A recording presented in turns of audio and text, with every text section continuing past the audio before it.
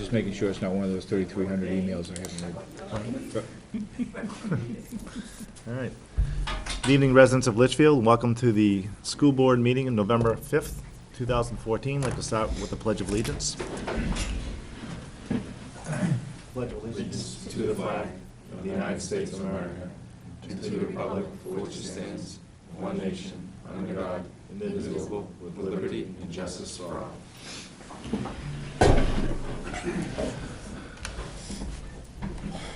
Any revisions to the agenda?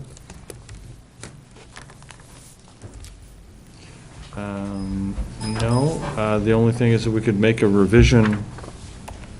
Ms. Late is here to give us some additional information around the LMS music budget. So if we could move her to the start of the budget pack, I'm sure she would, must have some more pressing business than this tonight. So good. Well, we can move her up front. Thank you. Okay, summary of, excuse me, non-public actions from October 22nd. Mr. Laporte, is it November 22nd? October 29th. 29th. Mine says 22nd. Does it? Yeah. Hit the two, got you happy. All right. Again, summary of non-public actions from October 29th, 2014, non-public session. Mr. Lepore made a motion to approve the non-public minutes of October 29th, 2014 as written. Mr. York second. Motion carried 5-0-0. Presentations, recognitions? None? Do you have any? Correspondence? I None don't see for me. anything. Quiet week again. Approval of draft minutes from October 29th, 2014.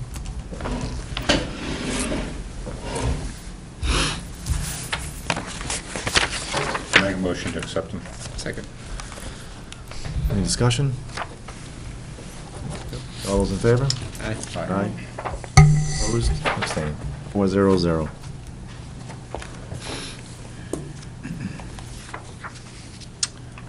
Which brings us to community forum. Really good. Perfect timing. Hi. Hey. Robin Corbeil. Not really community forum today. On behalf of the UA team, we wanted to invite you guys to our Veterans Day breakfast in Berlin on Monday. Hopefully you'll all be able to come. My kids' contribution was they had to take pictures of fall, and then they're using photo editing software. That must be free to edit those pictures. And I had one little girl, Hannah, who did an outstanding job today. So we used her image in various formats for your invitation. So that was pretty cool. She did an outstanding job today. So I wanted to hand deliver these to you guys on behalf of the UA team and hope that you can all make it there for the breakfast. And Thank you. you'll see they're all slightly different. Oh, that's cool. But she actually staged the picture in her Thank you. backyard, I will put it in there. which was pretty cool. She makes it. There's one more. It's beautiful. What does it look like?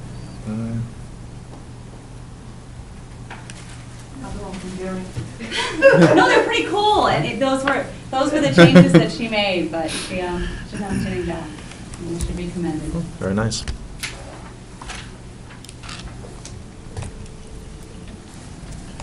Before we go on, was Mary not going to connect with us by phone? I don't believe so. But you guys coordinated it. Did you hear anything? I didn't hear anything. All right.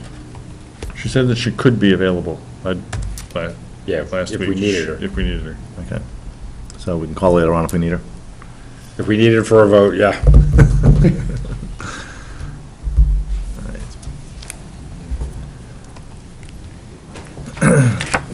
No other community forum. We'll go on to superintendent comments.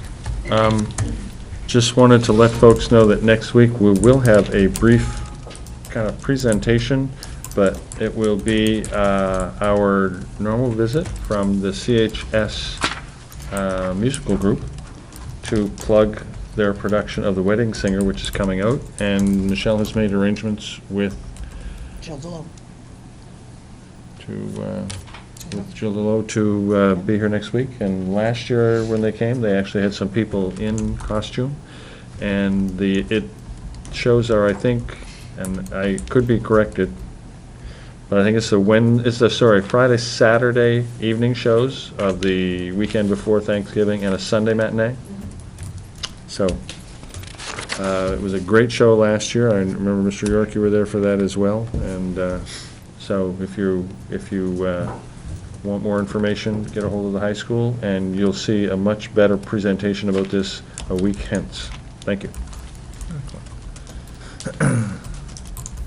School board comments? I'll talk a little bit about, we went to West today to see what they were doing with STEAM, and I think me and Dr. Cochran talked a little bit afterwards about it. And what we came away with, I think, was different than what we expected to come away with. I kind of went there expecting to learn a lot about what they're doing for technology curriculum and stuff like that, and they're actually not doing anything for it at all right now. What instead they're doing is kind of setting a platform to create these lifelong learners, because right now they're freshmen. It's a team of freshmen that came in, they opened up to every 8th grader that wanted to join this program. About, I think he said around 60, I think it was like 58 or 59 decided to join the program. And what it basically does is it's a 4-year program that they're committing to. And ends up being a self-contained program within West, where I think there was 5 teachers involved, and they break up to 60 students into 3 groups of 20. They basically stay with those same group throughout the day, and they travel from class to class to class. They have 5 core classes together. I think it's science, math, English, history, and then engineering. And then for any electives they want, whether it's art or music or something, they break off to do that stuff. But they kind of stay together as a group. And what's different right now is how they're doing the instruction. It's more of a collaborative, student-driven instruction. It's the exact same curriculum that the rest of West is getting, but it's delivered differently. And they said the results they've already seen just in 3 months is amazing. Every teacher we spoke to talked about the attendance rate. They don't have any truancy at all, which is remarkable for West High School. They said the attendance is 100%. If there's ever a student out they're legitimately sick, the teachers, like students are more engaged, the parents are more engaged. It sounds quite remarkable what they're doing up there. I think the tech curriculum is probably going to kick in as they become juniors and seniors. They're going to get the foundation in freshman, sophomore year, and then open up the curriculum to acquire more advanced technology at that point. But it's pretty cool what they're doing. I don't know if you want to add anything to it. No, I was quite surprised. Very high profile today. It just happened to be the day that we were there, and they said, oh, we have another event going on, so we were there, and the superintendent of schools from Manchester showed up, former Mayor Baines showed up, the mayor showed up. Yeah. You guys are hobnobbing with the hobnobbers. Picked a good day. So, but it was interesting. It was a partially self-contained class, 5 core teachers, 5 groups of kids, and a range of students academically, all about moving towards project-based and much more student-driven curriculum. Students volunteered for the program. They filled the 5 classes, and they expect to extend it to sophomore year next year. And the expectation will be that they'll, as Mr. Barker pointed out, see an increase in the number of students who are showing interest in more advanced programs in the junior, senior year. But a very interesting conversation. Yeah, one of the things they pointed out too was, again, the range. They had, they classified them from level 1s to level 4s. And they said they had a good number of level 1s. The 2s and 3s were kind of like the top of the bell curve, and a decent number of level 4s. They said that what they're seeing, though, was the level 1s and 2s are really stepping up and doing, level 3 type work, and the level 3s and 4s are kind of helping the others come along. So it's helping the kids kind of on the lower end of the spectrum kind of become more advanced, and it's helping the kids on the more advanced side of the spectrum mentor students and kind of help their peers, which is it's a cool experience. And did it work well? Did they have the 90-minute blocks? No, I think 45-minute blocks. 45-minute blocks? Yeah. 8 periods. Yeah. And when they left to go do their art, music, phys ed, wherever, they went back. They basically went back into classes with the rest of the Regular school. students, yeah. From what I understand, it seems like those happened. Yeah, so five core classes, 4 core subject areas and a technology were in their cohort. And then, so that's why it's a partially self-contained. So it's a self-contained program with 5 teachers, 5 classes, except for those other 3 periods a day, in which they're, in with the rest of the population. It was interesting too, because they gave those 5 teachers the same periods off, so they did a lot of collaboration on their breaks and stuff like that. Interesting. Any other comments? Nope. That'll bring us to committee reports. Start with the Budget Committee. Just to give you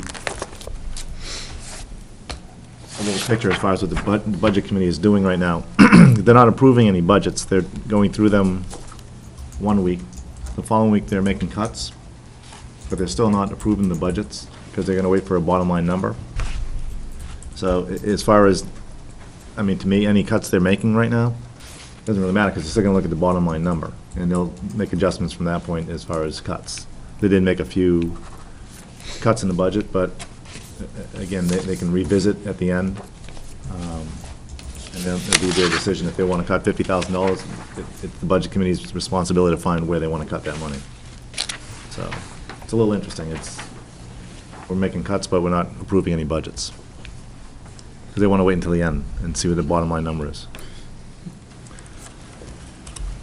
I'm sure that's what they'll be doing at the school board. Interesting. That was about it with the The budget. bottom line's gonna be exciting. Yes. The building committee met yesterday. I'm going to ask that we were down a member, so we've, Dr. Cochran and I discussed who we would like to add to the group. And we discussed Kelly Frazier, who's a Litchfield resident. And Dr. Cochran talked to Kelly today about joining our committee. He has said that he's interested in being on the committee, so since it is a school board committee, I'm asking that the school board vote on adding Kelly to the that building and planning committee. So I'll make a motion to add Kelly to the committee. Second. Any further discussion? All those in favor? Aye. Do we have a second? Yeah, Yes, second. Derek did. Okay, sorry, Mr. 400. And then, so then we went on to our meeting in the 60s building. Kevin Lynch has provided Dr. Cochran at the meeting with the documentation that will allow us to change the use of the old GMS 1930s building into storage from educational use. So again, I'm gonna make a motion to, for the school board to accept that change at this time. A second. Any further Any discussion? questions on that or anything? You guys have any questions? No? All right. All those in favor? Aye. Aye. 400. And we have asked, we had a discussion again more on storage of the building and things like that. And I think we need storage even with this across the district for other things, athletics, music, art,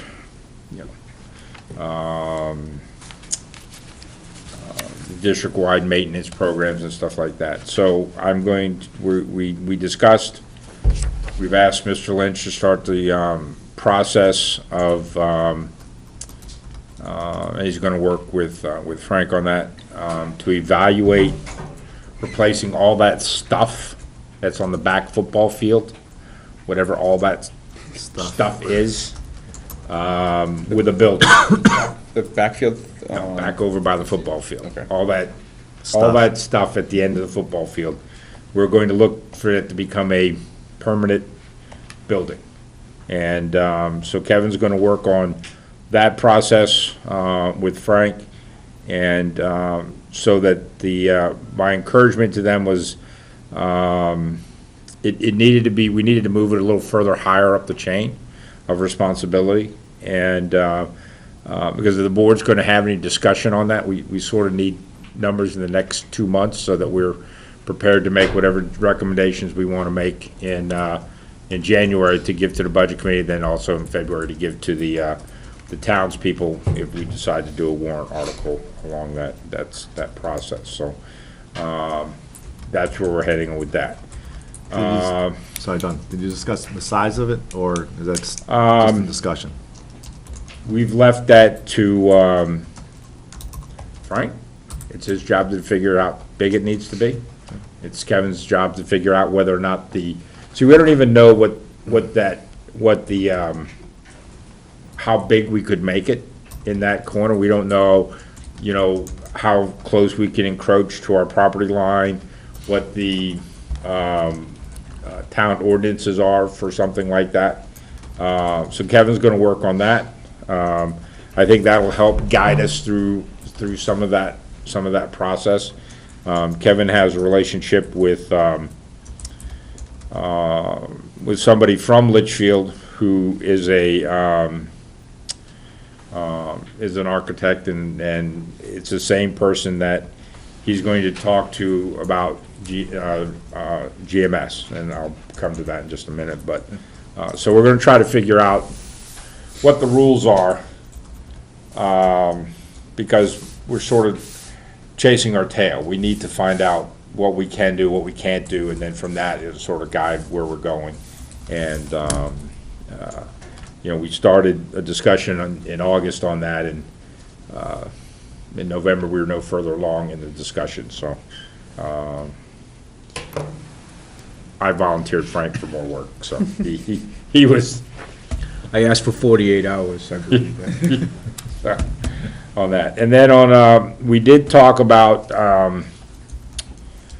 the entrance to LMS and the entrance to GMS and somewhat the entrance of Campbell. I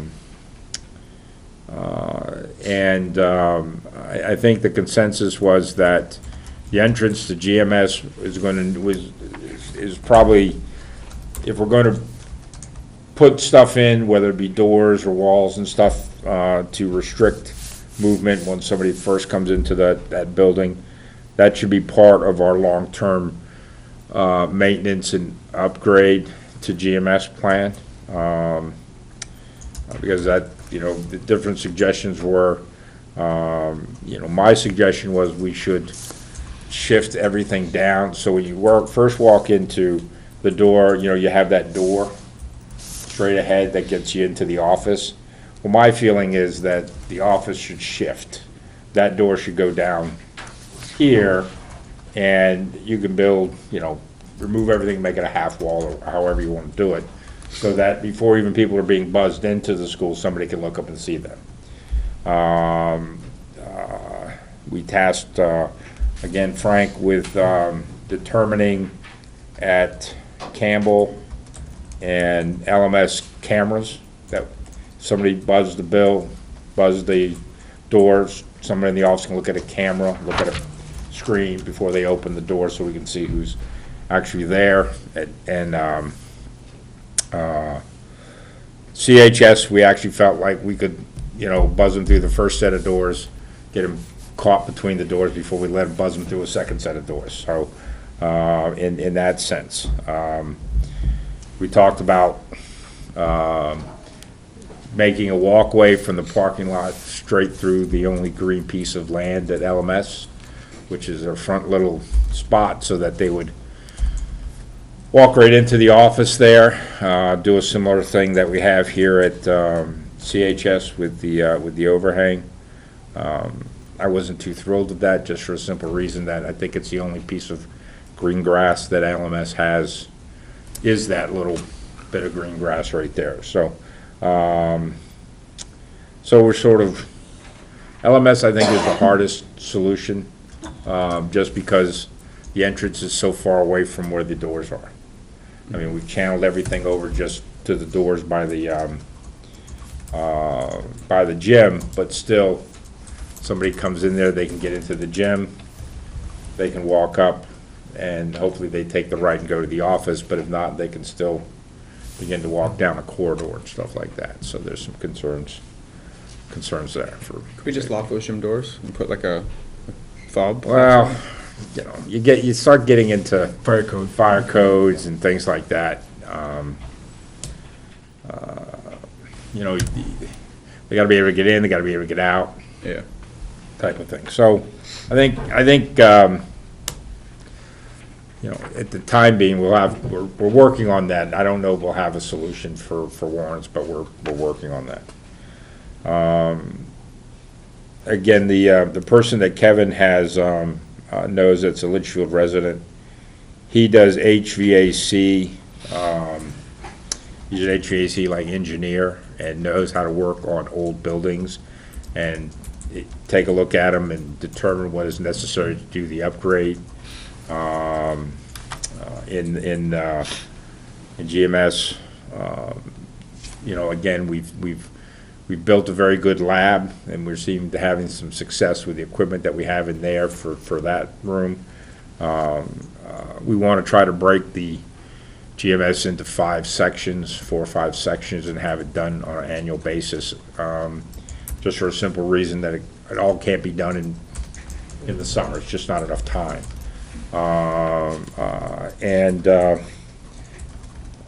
So we're working on that. Hopefully we'll have some more information. We have about 30 days for our next meeting, so hopefully we'll have enough movement on that so we can bring and have a discussion on stuff in December. John, has there been any discussion, especially with low enrollment numbers right now, about trying to bring kindergarten classes in? Especially we're talking about security. That's not their discussion, that would be our discussion, and actually, I think that would probably be more discussion between principal and superintendent. That would be their decision to do, to make that decision. I mean, the biggest key to, do we own those, or do we lease those kindergarten buildings over there? We bought 'em. GMS. those Bought are them. purchased. Yeah, right, so, you know, the Mr. biggest Curtis. key on the, you know, with the security is that, you know, we stop using those things, you know, I don't know what, you know, how long they'll continue to last. The request right now, and you'll see it in the Building and Grounds building budget this evening, is that if we have another small grade 1 class, and the 1s and 2s move up with another small grade 1, that would free up 1 classroom. And the request was there, and I believe Mr. Thompson has spoken to the board before about it, to take 1 room and turn it into a dedicated music room. Right now, Ms. LaBelle takes a series of carts down the hall wherever she's going. Isn't the best in terms of the program. I'm sure it also is both time-consuming and not the best part of her day with the amount of music equipment that has to be moved for, 20 kids. So we're hoping for that enhancement. We're still kind of hoping for, the enrollment to be up, but if it's not, then that's what we're hoping to do with that. So you'll see that reflected in the GMS requested budget. That brings us to the technology report. Don't need to do anything with that, right? I didn't have any issues with it. I have a quick question about it, because he mentions in it, let me see, mention it. Although working on the new electronic access, is the school board gonna get new badges so we can actually buzz ourselves into schools? And Frank had sent an email saying, first week in November. Anytime after November 1, I believe, I was the believe it was email just- that you could come in. I thought the access was just for this school. Or would it be for the others? No, it's just for the school. We can make it if you want, if you choose to. You can make it for all 3 schools.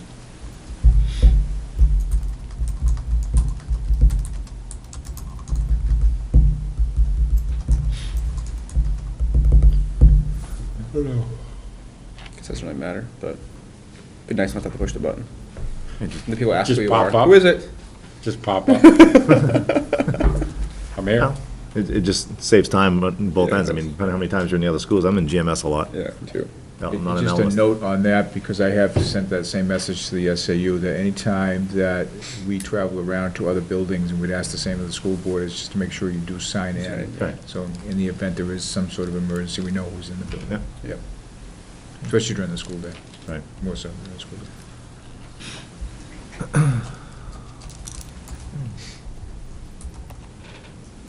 2014-15 revised school board calendar. Any questions? Added them. Just schedule a meeting on the Right. 12th. If there is one scheduled, or do we need to schedule one? Yeah, we need to set You one. need to schedule. All right. Any questions on that? Concerns? I just assumed we were meeting every week until Christmas. I don't even look anymore. I had a break in there, I was hoping. I was We're hoping. meeting on the 19th too, right? Yeah. Yeah. Yeah, it's just easier if you had put that in to begin with. Yeah. Otherwise, someone would have showed up Yeah. here, no one would be here. Where's everybody? All right. So that brings us to unfinished business, budget changes and approvals, and we're going to start with middle school. Because then she can explain what that is, that contract. It's a little confusing. Carolyn? Did you want to, yes, please. If you wouldn't mind. The board does have a copy of the information from BGE Financial as part of their packet. Is that different than what we received last week? I'm not sure if we had this in the board packet last week or not. It wasn't in the packet, but I thought I'd seen I it. think you were handing it around. Yeah. Yeah. Oh, okay, this Same makes one? more sense, though. What's that? Yes, yes, it is. Uh-huh. Yeah. But this time we have an interpreter. Yeah. Excellent. And I told Tom and I told Brian that, you know, sometimes it's easier to just bring in the person who's looking for it, because we can tend to answer questions that you may have. So this is, I think part of the problem that we're having is terminology, is it a lease or is it purchase? Because I think traditionally with leases, you return it at the end. These, it's actually they call it a lease program, but we are purchasing the instruments. I will tell you that the 5 instruments that I am trying to purchase, if you gave them to me tomorrow, all 5 would be in use tomorrow. That these are instruments that we currently, either we have some of and we need more of, just because the program is growing leaps and bounds. I have 26% of the Litchfield Middle School involved in the band program alone. That's not including chorus or general music, that is just band. That's not including jazz band, that's 5th, 6th, 7th, and 8th graders that we have in there. So all my bands meet separately. So for example, like the Barry Sack, I need one for each band, so that the kids have the instrument to bring it home. I need bass clarinets in each band. It's not instruments that you want to be sharing germs, and that just gives me the willies, and I won't do that, I won't go there, it just grosses me out. So, the bells and the xylophone are instruments we've never had, and so when my 7th and 8th graders are playing more advanced music, they need those larger instruments. We go to music festivals, and I have actually had comments of, why aren't your kids playing this instrument and that instrument? And it's simply because I don't own them. I can't take them to a festival and say, here, play them. I can't bring them up to the high school and say, here, just suddenly play these. It doesn't work that way. Middle school is kind of fun anyways, but that would be a little too much. So I think part of the thing that we're looking at is it a lease program or is it a purchase? The district owns all 5 of these instruments at the end of however many years you choose. To buy them outright would cost you the $10,372.26. That is actually your cheapest option at this point, is to just outright buy them. You can see the list price, for example, like that Barry Sax, really cost $8,306. We're getting it for the $44.85. So they're giving us a really, really good discount as it is.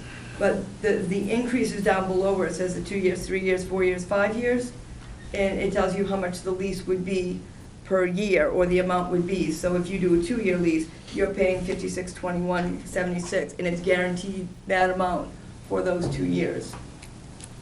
You know, if you decide to do longer, so yes, it is more money. It's like a very small interest rate, if you will, as you go through, like on any kind of a company, a deal you do with a company. So I don't know if that helps explain a little bit.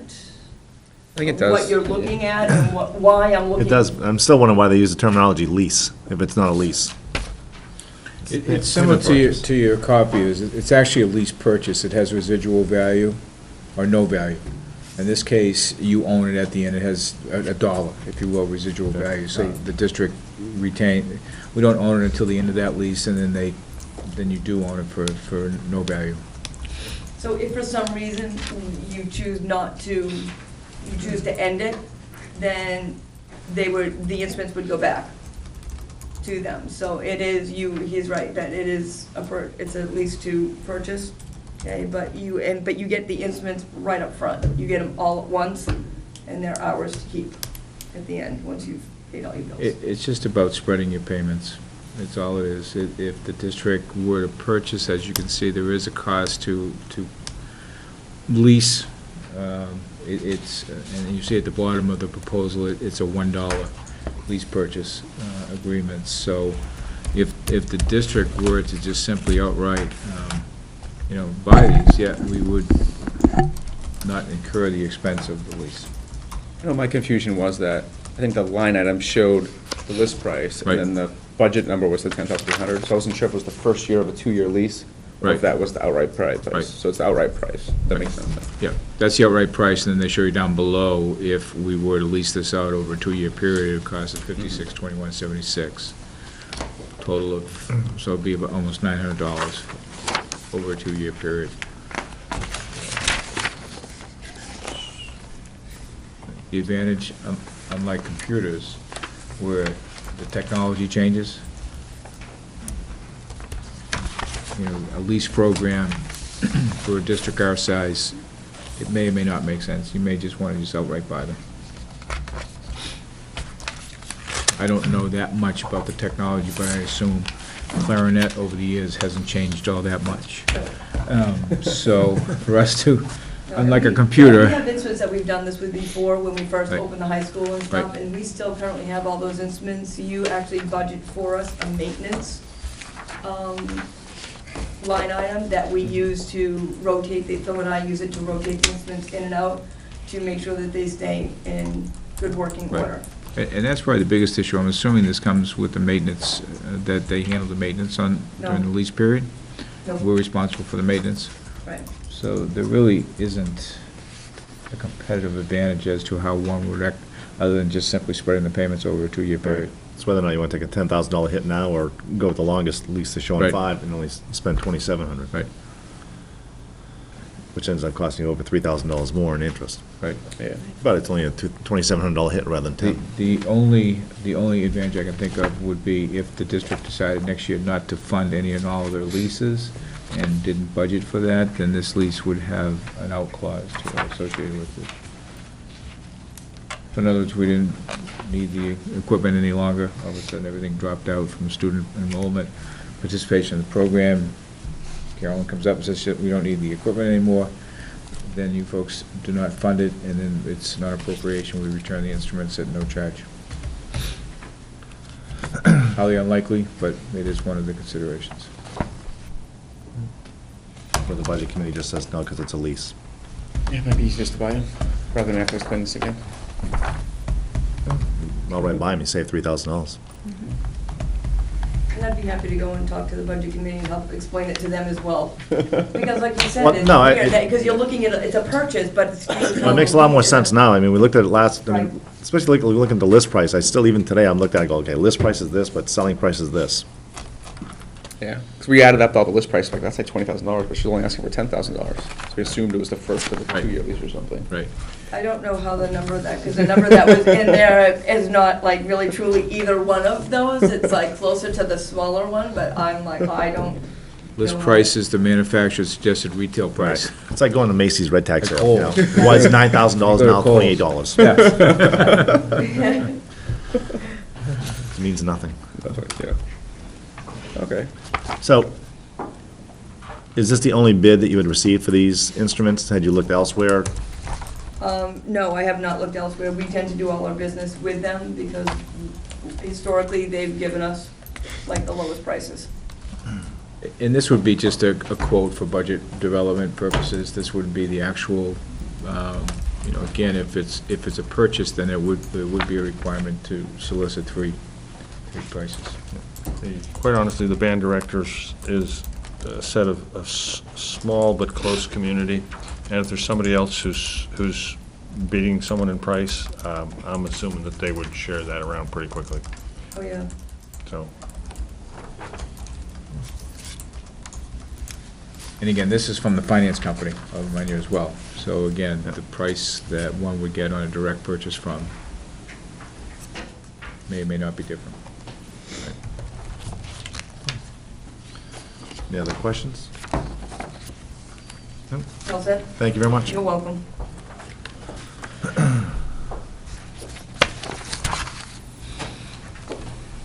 So the only bit of clarification on the LMS budget is, Yeah, just make sure that you leave a dollar in that budget line item when you get to your last budget after the budget committee, okay? Yep.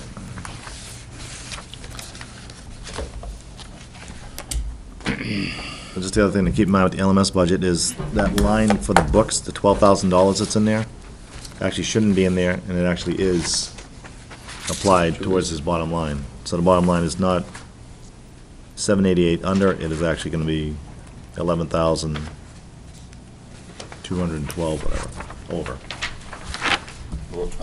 Less or over? Over.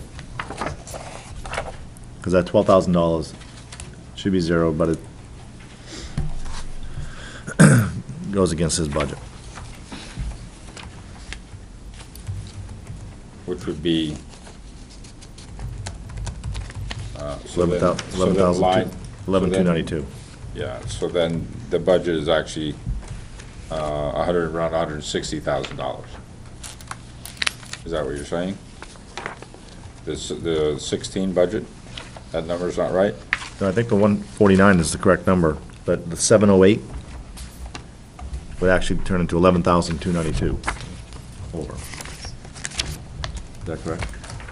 That's after you allocate out from the district-wide, you mean into the LMS budget? So are you saying that on page 3, the 12061 shouldn't be there? Correct. So that would mean that the 15 budget is $12,000 higher. Correct.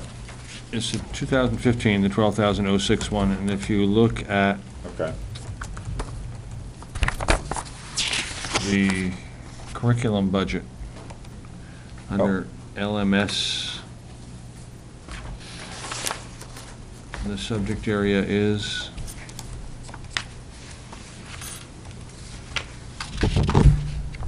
math education textbook replacement. Down in the bottom right-hand corner, you see that total under 2015 of $12,061 has been moved. So that is to the dollar, so it had to come from that account. So So can we get a new one of these?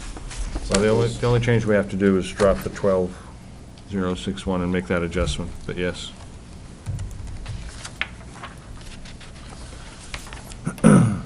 That's 2015, though. I'm not following you, I'm sorry. 2015, well, we're looking at the comparison from last year to this year. Right. So we have the math textbook purchases from 2015 Right. counted in the 2015 total, but we've taken all of the textbook purchases out of the 16. So it's not a apples-to-apples comparison. I know, but we can't change that. You want to change the 2015 number? Well, You did in all the other budgets, didn't you? Yeah. No. We can't go in and change that number. That's already in the general ledger. You've been moving them, haven't you? Been moving them to The 2016 budget yes, request right, number. but in terms of making the comparison, we can't, if we're doing an LMS budget, that's a fair comparison. You'd have to do it outside of budget development. That's fine. Right, but all we're saying is, because the textbooks are in LMS for 15, and in the district-wide it's for 16, the actual budget change is not, if you look at everything, there's 12,000, the textbooks. Oh, I get that 16 concept, are- I'm not just saying not we sure can't how I'm change gonna show it to you. All right, so to make that number 138,343, if you, on your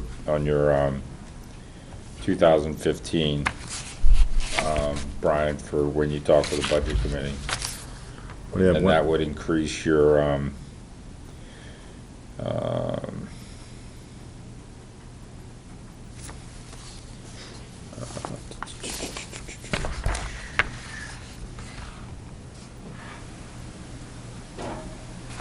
should be 11,292, right? Are we gonna wanna do that for all 3 locations? I think we, think it has been done. We'll have to do a I think spreadsheet. it has been done. I think that, I mean, I'm thinking, when I went through here, I Yeah. saw them all about zeroed out in 2015, so. If they were zeroed out in 2015, they were zero in 2000, they are zero. We cannot Okay. change the All right. 2015 column. That comes directly Yeah, I don't from think it's, your I don't think it's a adopted 2000, budget. So none of those numbers in the 2015, those are all extracted from your general ledger. I think the- it's, I I think it's a cannot budget manipulate increase, those. decrease that was The zero. increase is $11,779, based on the books being that. But Once you in incorporate reality, the dollars from district. in reality, the difference is $700, so Right. that's what the budget committee will see. So the 12,060, that looks like that's under textbook replacement? Correct. Not under textbooks, no. Yeah, but it's because it's replacing an existing text. It's still, they're new Right. textbooks replacing an old textbook. Right, oh. Not the same textbook, though. I understand, so it's the difference, is that It's it's weird. a But new. brand-new Yeah. textbook. It's a brand-new not textbook. just replacement, Yeah. so it's technically not a replacement. So that's why That's what I was we- asking last week as far as clarification. I actually had to go because- and look in last year's budget to see what it was, and it was the new math textbooks for the accelerated Now, math. to take that one step further, I think the concept was in 2016, when Julie makes that purchase for instance, the 641 at LMS, we will expense it, we will transfer the money down there, so you ultimately, at the end of the year, will see that expense went to that, for that location. But right now, it's similar to what we did with the snowplow. Or basically compiling it in order to manage it and then To manage it redistribute at the district-wide level, and then once the actual expenditures are incurred, we will then expense it down to the proper location. So you'll see it ultimately in your operating statements for 2016, but right now, for budget development, it unfortunately has to stay where it is. Right, I'll be curious when we get to CHS, what it looks like Yeah. in hers. Yep. All right. I didn't mean to confuse it. No. Yep. Good. No, I didn't. More than I already did, I'm sorry. I apologize. the band instruments. Keep it in. No one's asking to take it out. So as far as the band instruments, is anyone No. looking to do anything different than what we have in there? This is, I'm telling you to keep $1 in it, because I imagine that it may meet a little resistance because of all of the other numbers in our budget, and we should keep $1 in it, so that if we get to the end of this year, and Frank's able to make that budget bleed, that we have a few dollars left over that we can make the purchase at the end of the year. I guess I thought we were just leaving the whole number there for We are, purchase next are year. you saying, you're I'm saying if the telling you budget? that when the budget committee Removes it? removes it, Okay. leave So it. put $1 there, So so that we can encumber the end of year funds. So they're possibly purchase. not members of the Friends of Music, is what you're saying, and they may remove They, it. they, If they that's may the case, not. leave $1. Hey, yeah. And You then know, leave $1. I would hope not, but, So you're already skipping ahead.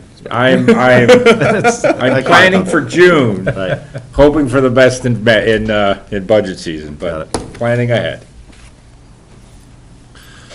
All right. So we need to, We did vote on the bottom line. should we vote on the No, elements? you're bringing us you're bringing us a budget on the 12th. Why don't we Yes. just vote them all on the Right. 12th? Right. That's we, yeah. Yeah, well, We held off on the other ones. I mean, we voted one, special services. Right, it was but clean. We hope it's clean.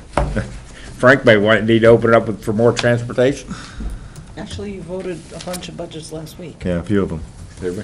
Yeah, the ones that were more or less flat. All right. So that brings us on to curriculum development, superintendent budget, line 640, Actually, 641. food service. Food service. Yeah. Go back to food service. Oh, I'm sorry, I missed that one. Food service.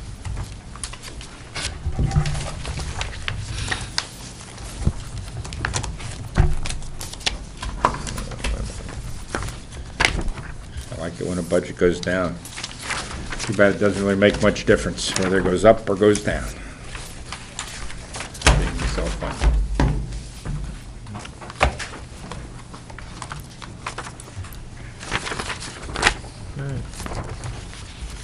Does anyone have any questions on the food service budget?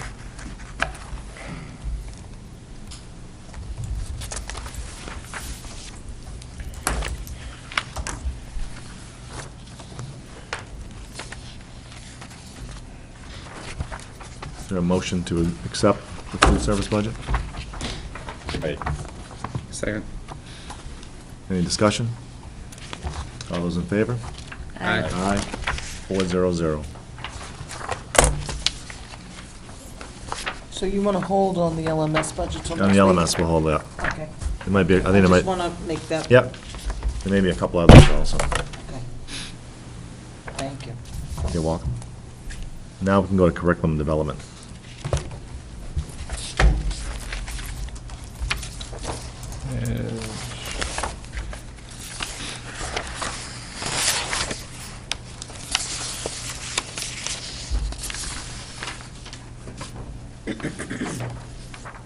If you look at the curriculum development budget, it has been updated. If you look at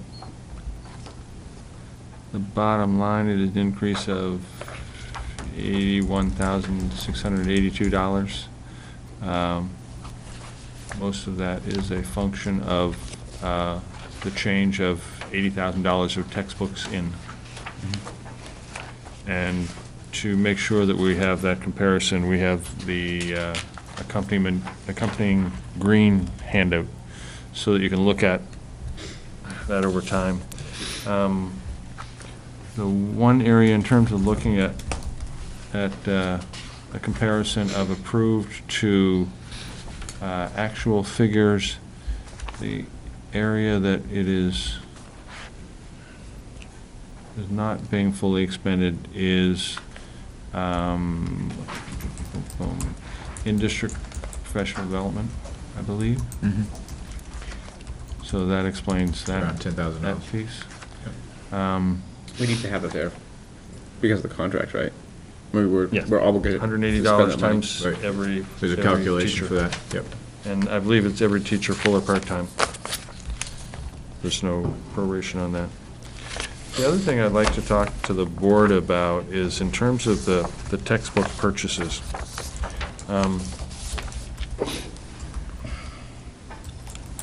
If you look at that green document, you will see our history of textbook purchases, or in many cases, the lack of textbook purchases.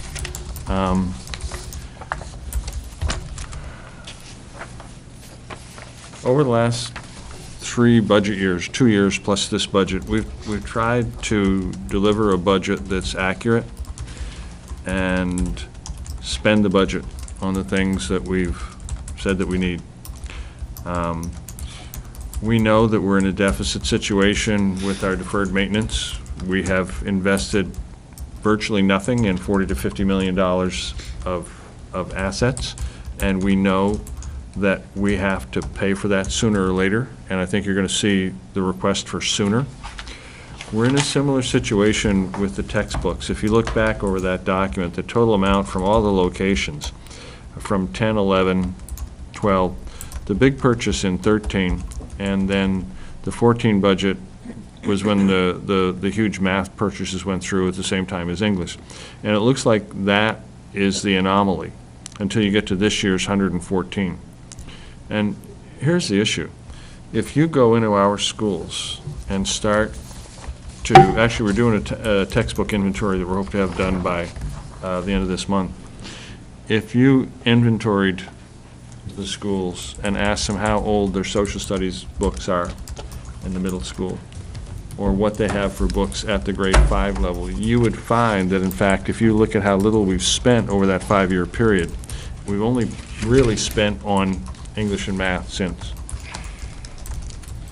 The average high school textbook, I'm going to ballpark at $100, but if you're talking about an AP book, it's in the $120 to $140 range.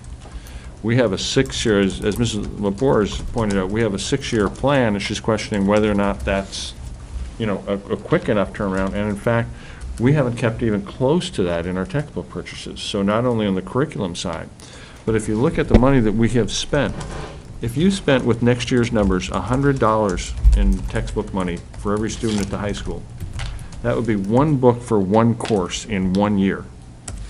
That would be $49,900. When's the last time we spent that much? 3 years out of the last 6, we spent that much at the district level. Enough to buy every kid at the high school one new book, and they're in 7 courses.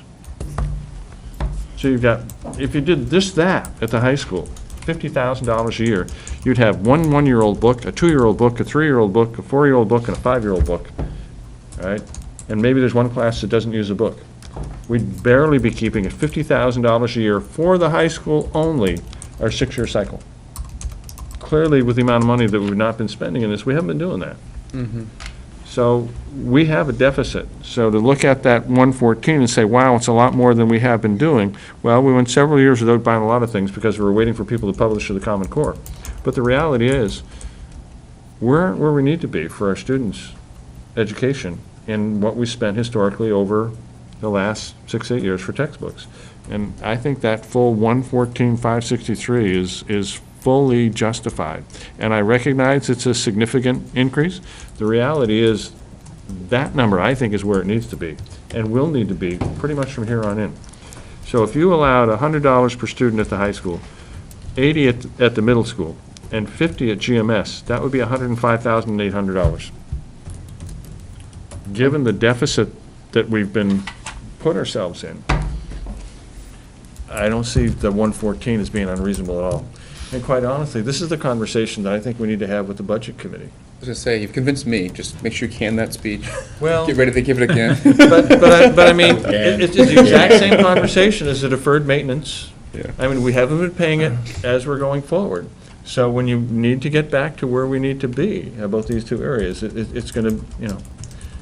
Now, in the same way that we're moving it all into one place so we can see it and track it and in fact show that history as we do a better job of managing it, over the next 2 to 3 years, I would like to see us also track in the same way a summary of online resources and digital resources as well. So as we transition to other resources, we're still capturing the money spent for those resources as opposed to splitting them and saying, well, how much are we spending here and there, and that the challenge to keep track of that will be Frank's.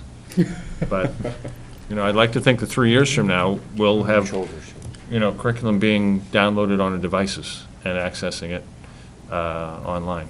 And the textbook line will go up, but the other will go down, but the other will go up. Yeah, but at that point in time, you would hope that, you know, the lifespan of that book is 4 years, so you would hope that instead of it being $100 a year, it's $25 or $30 a year, knowing that you're buying it every year as an online version, that you're not, you know, who knows, maybe they'll be greedy, but you never know. But as more and more schools begin to go to that process, we are going to want to be able to capture those things as more of an online than rather because then you don't have to buy replacement pieces. Now you're just doing your download software update every year. This is where we will see if the capitalist system works to the benefit of education, because some of the largest publishers will make an electronic version available to you at 90% of the cost of the text. Every year? No, you can buy it and download it and put it on your tablets or on your, you know, and you've got it as your permanent version. So you could move it from one student to another student then?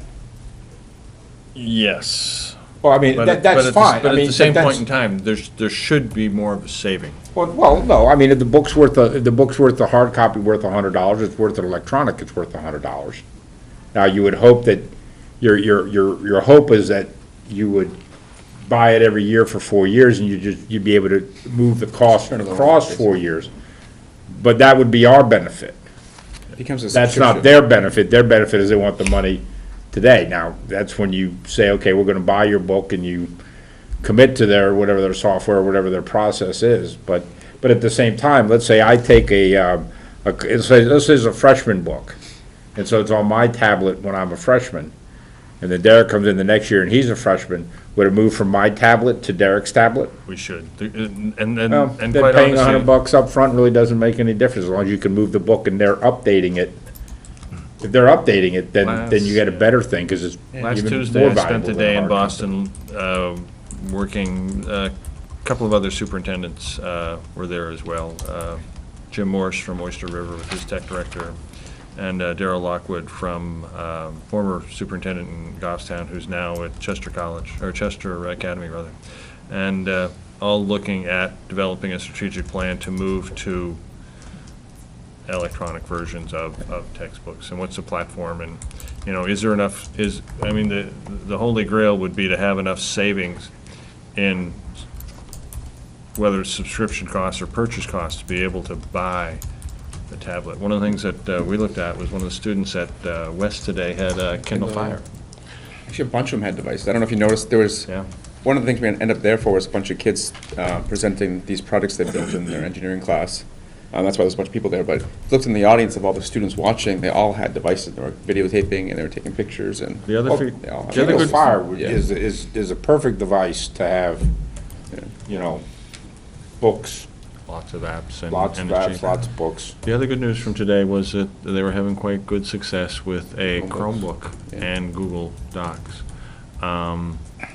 The downside is that you can't push it out and image it from a central location. And so it's a student version. You have no control over what's on it or not. You have no, I mean, when you're inside the firewall, it will run through our screen, and if it finds something inappropriate, then we will track that and take appropriate action. But once it goes outside, you know, if something happens, then it happens. You can't just hit refresh and put all the software back up. So, but on the other So- hand, that they're pretty so- cheap to get. So if somebody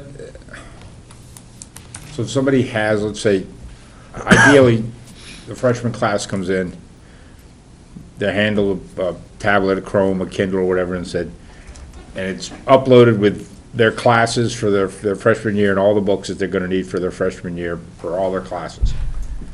Then they walk in their sophomore year, at some point in time, all their freshman books drop off and their new books pop in. No, not with a Chromebook, because you can't push it out. You'd have to do that manually, which is why Have to tech do that people don't like manually. Chromebooks and cheap tablets. You have to get to about a $900 tablet before you can image it remotely. Yeah, you probably need like a Surface So we Pro. piloted that. Mr. Cooper is one of a couple people who, the other one is grade 1 teacher. Sandy Doucette. Yeah, who have the highest sense. We piloted, like, you know, 2 versions of each. And so we would be almost as expensive as our normal laptop to get into that level of functionality.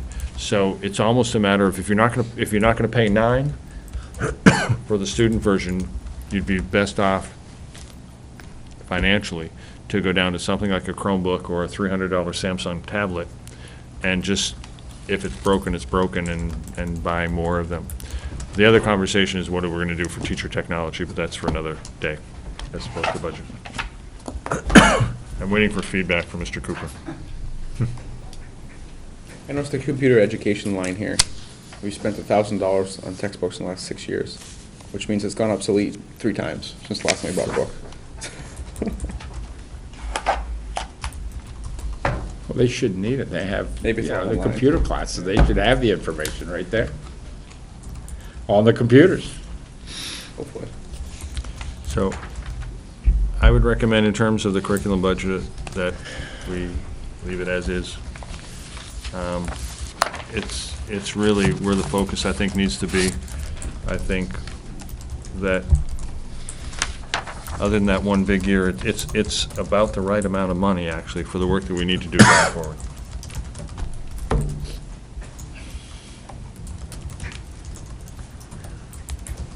Is there a motion on the curriculum budget? I don't think there's a curriculum budget here. I think it's just an explanation. I'm sorry? I think it's just an explanation. That doesn't. There's a budget that goes with Curriculum it. budget, that's just an explanation. No, the budget There's a budget is- too. Oh, was Yeah. it? Yep. It has to be revoted because the amount is different. Make a motion to approve the curriculum budget. Second. You find it, John? Nah, but that's okay. Still say no? Still good with it. Yeah. Any further discussion? All those in favor? Aye. Opposed? 400. Oh, boy. Oh, boy. This one's still pretty big. What is it? CHS. Yes. Oh, I have some cuts. Where do you want me to start? Want me to start with page one? I would start with page one. Well, I would start. can I make a with it. suggestion? Probably not, because we gotta document them where they come from, so you guys know where to Yeah. make the cuts. I think there's some things in here that both the SAU office and the board would support and say we'd definitely like to keep. And I think if we could identify those things that we think would be the highest priorities to remove, and then the highest priorities to keep.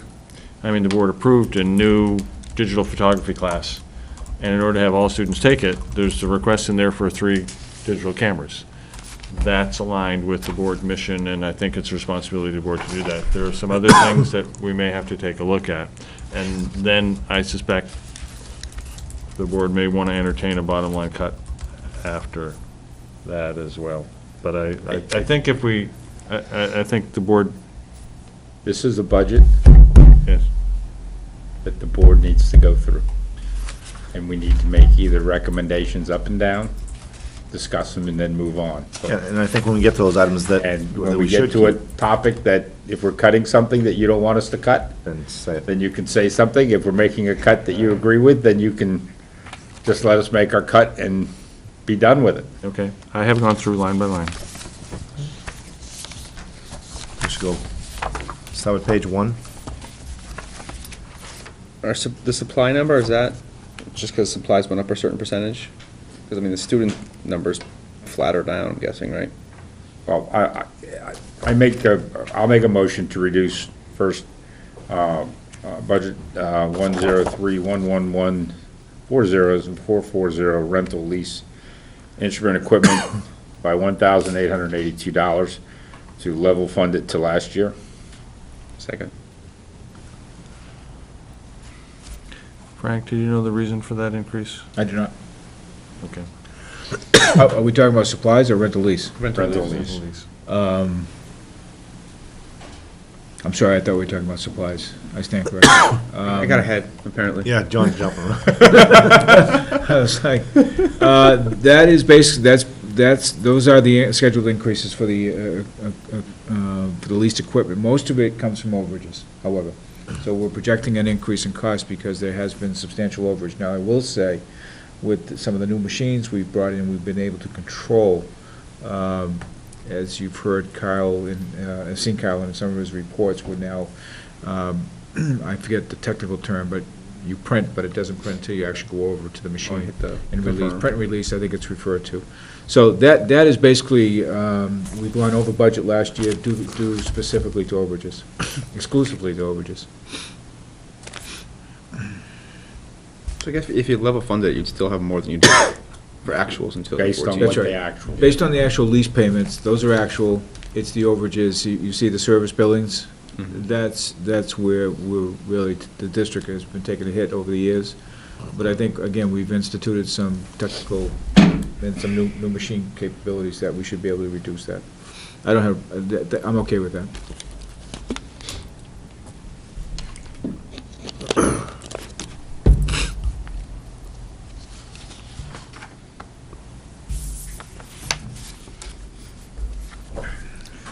The other one on that page that I had was level fund 610 supplies. Let's vote on them one at a time. I've got that one level funded too. Okay. So the motion was Each one? Sorry, choking him. 18,166?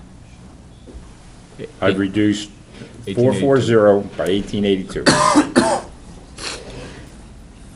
Was there a second? That's not good. Further discussion? I'm stuck. I'll be all right in a moment. All those in favor? Aye. Aye. Opposed?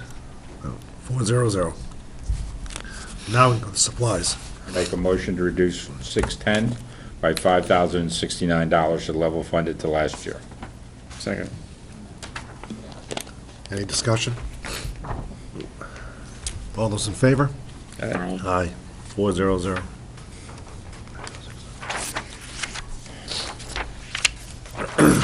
See, this is easy.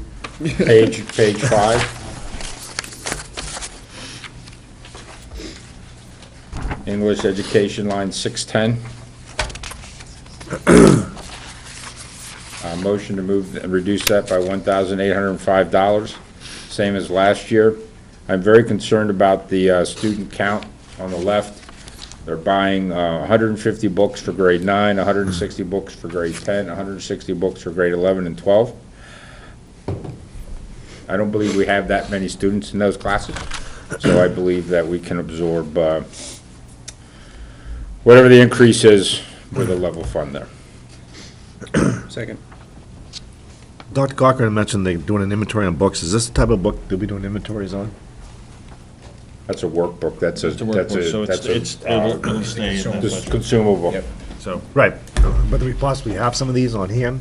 I don't know, but, they should. should have an inventory of it. Should or should not? If we buy extras each year, do they change every year, or? So we bought 150 the last 4 years, we should probably have a whole That's year's what I'm worth, I would think, Should somewhere. may have a whole year's worth, As long as they don't change. but I'm only maybe. cutting the increase. The concept is you wouldn't have any Right. left. Right, but if we're ordering additionals on top of the students. I can see ordering an extra Then- 10 in case some get lost or That's why I said something. conceptually, you shouldn't, but Right. in reality, you probably do have. And what if none get lost every year? Then, by now, we have a whole year's left somewhere. At the same time, CHS has underspent its budget over 110,000, I'm sorry, underspent its budget over $110,000 over the last 2 years. So it just may not have Do been we have a spent. second on that one? Yeah. We do. Second. All right. All those in favor? All right. Aye. Opposed? I don't want to keep asking that. No one's opposed. On page 6, 640, textbook replacement.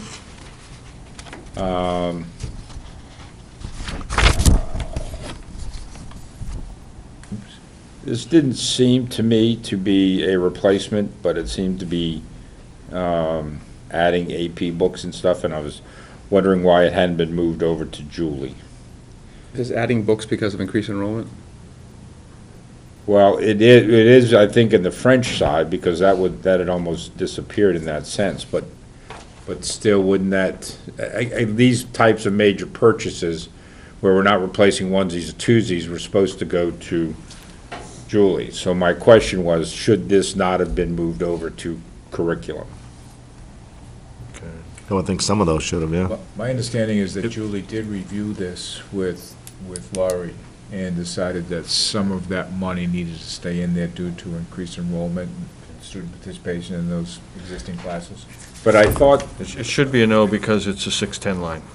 And all that we went over were the 640 and the so this 641. is a 640 line, Yeah. Which, page 6. oh, sorry. 640. Okay, 640. See, my question on that was, the reason we were moving that over was because she was better able to negotiate better pricing for stuff like this than the schools were. That's one of the So reasons. this strikes me as something that we would want her to negotiate. I would think at least the first 3 lines on that, Yes, which is pretty the much bulk of it. the bulk of it. So I wasn't recommending a cut on that line. Just transfer. But it was something that I think that, before the budget comes back, you guys may need to clarify that. If you look at, on the green piece of paper, 2016 budget, the 6,900 and the 6,899 are listed there. But as Frank says, if we're managing it this Yes. way. Yeah. I did follow up on this, and because of the growth of the Spanish program, to some extent at the expense of the French program, I think we're backfilling number of classes. I did speak to Ms. Davis last week about that. And the other purchase, the big purchase, is the one for, there's the level 4 textbooks, rather. And it would appear that we are in need of a full set of those. I'm not sure if that's completely reflected in there. Again, all it is a clarification of whether you have it in the right spot. Okay, I wasn't looking to move it, cut it, or anything. okay, thank you.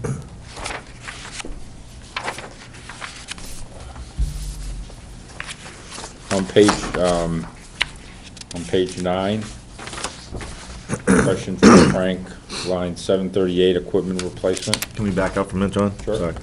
on page 7 as far as supplies.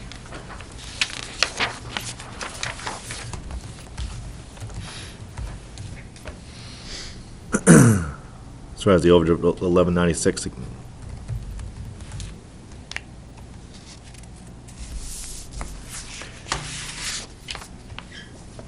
which is a pretty big increase from last year and the year before. For the 610 supplies for physical education. Yep. That has been a fairly level funding for the last several years.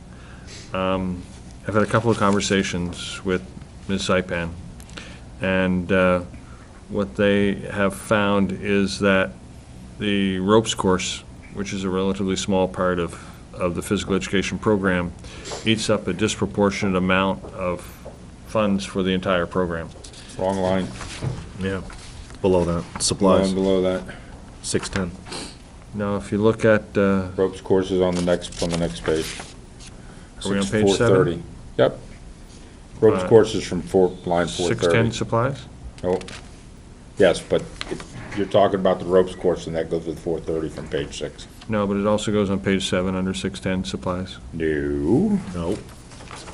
Brian, I have.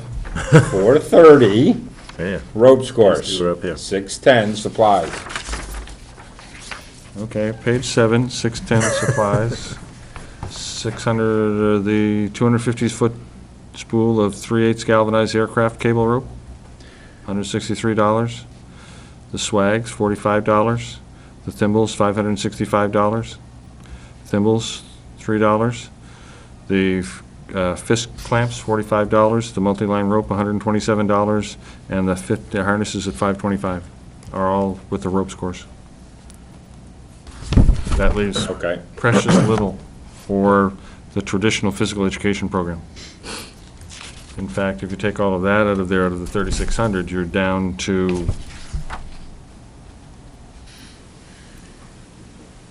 probably close to $2,000.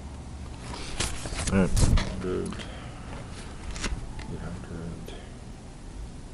And I think the ropes course is an important part of the program, but we're having a hard time funding both, quite honestly. It is the increase, so. Right. All right.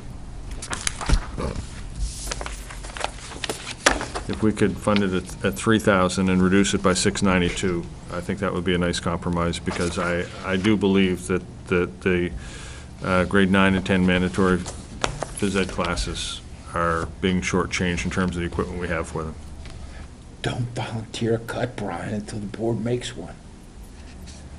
We may just be asking a question. I'm ready to move on. You keep talking, we will cut it. Now we can go to page 9, John. All right, what does it cost to replace that seal that they want to, it says $2,000 for a new freezer Where are you? I'm sorry. on 738, What is the true equipment cost? replacement. Seal thrown in the freezer. They want to buy a new freezer because they say the seals keep going. Yep. What does it cost to replace the seals? Not 2,000. Okay, so I'm going to recommend that we level fund that, so reduce it by $1,085. Second. Any other discussion? All those in favor? Aye. Aye. Opposed? None. 400.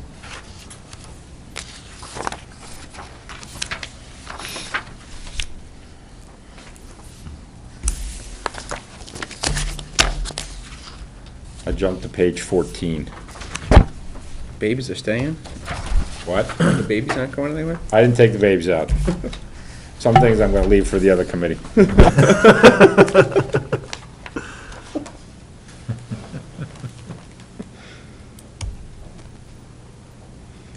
And it's line 734, which is the, I'm going to, my only request on this one again is that you, that we consider either adding it to a very large warrant article of some of the other things that we're looking to do, or make sure there's $1 in that line at the end of the year. I'm not recommending any cut at this time, but I just want to make sure that we have $1 there at the end of the year. Well, it's $1.15, so we'll be fine, right? Well, just as long as, if they remove it all, there won't be, so we just gotta. So we just retain it. Retain $1 For the there. budget for 216, yeah. Yeah, we did that in 215, you'll notice the line, we do have $1 there, we retained $1. I'm sorry, can we just back up again, just for clarification, to page 14? And that's 734, equipment additional.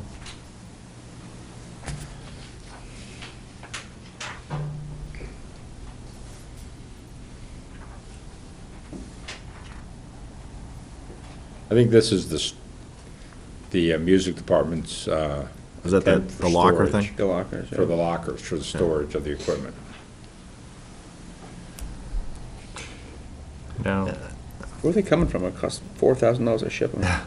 They must be heavy. I must be. I understand the importance as far as locking up. I spoke to Mr. Martin about it yesterday, and, you know, a lot of the cost of installation and shipping and handling, if you tried to do this piecemeal, the actual cost would go up Oh, yeah. significantly. So if you're going to do it, it makes sense to do it all in one shot. The other stuff above that, in the 733, the same situation that we have at the middle school. It's an excellent program. Students are signing up for it. And there's actually two pieces. There's 10 replacement chairs, but there's also 15 new chairs and a rack to move them when they have to be moved. And that's just a matter of growth of the program, as is the 734, the additional equipment for music stands and the music stand rack. We just have, even though the numbers in the school are down, the percentage of students opting for music is more than compensating for that. So the music numbers at the middle school and the high school are going up. So I understand the rationale as far as getting the storage, but I take it they've been stored the same way that they're being stored now forever? Yeah. We have had some damage because there's not enough space in the lockers for all of the instruments, and so they've been on the ground, and we've had some damage from people, you know, stepping over instruments and not doing it especially well as they're trying to get their own. And Mr. Lowe and Mr. Martin were able to share that with me yesterday, just as a piece of information. We spend enough money for athletics, spending a little money to protect musical instruments that cost just as much as athletic equipment, I think is a good investment. Or more, as we just saw. Or more, for 5 pieces of instruments. Yeah. They get a gold locker surrounded by an alarm system, right? In some cases, Phil just doesn't have enough storage space. His band is at 70 plus, as I keep sending more kids. He doesn't have enough storage space, as well as he's looking to be able to lock up some of that really expensive equipment, but we're just growing. It's a good problem to have. Okay, we can move on from there at the moment. By the way, Mr. Markowitz did receive some information from Principal Rothos as well. And in terms of her priorities, one of them was the digital cameras and the music stands and rack, just so you know.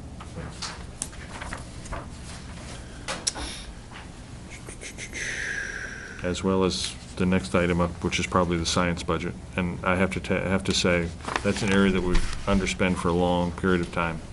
And My only question on that was, can you get a number for us, just jot a note, so that when we get to the end of the year, how much it would cost at the end of the year to complete that 5-year process with end-of-year funds? That was my only question on that. what's the 734 equipment additional? Yes. To complete it and get it done with, if we have funds at the end of the year left, just to, It would be 738 to equipment replacement, it looks Yeah. like. but my question on 18 was line 640, textbook replacements. And this one I do understand, to accommodate enrollment. However, my question was, what class do we need to buy 30 world history books for that we don't already have enough world history books for. I think it's because world history had been traditionally an elective course, and when we did the realignment with it now being a mandatory course at the sophomore level, we don't have enough books to full service the capacity. The capacity of that class. Okay, nope. That was, we just wanted to have a full Nope. stack. I think the students would appreciate that.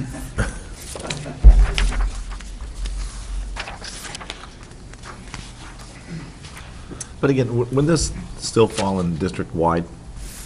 Actually, Again, the way Julie explained it, the ones that wouldn't be in district-wide is like the ones or twos. May I offer up a suggestion, because some of this isn't as clearly defined, that we move all textbook new and replacement up to district-wide, and that way there, we have one holding tank for all the money, if you Right. will, for the district, and then we'll allocate it out as the purchase orders encumber the monies, we'll bring it down to the different locations.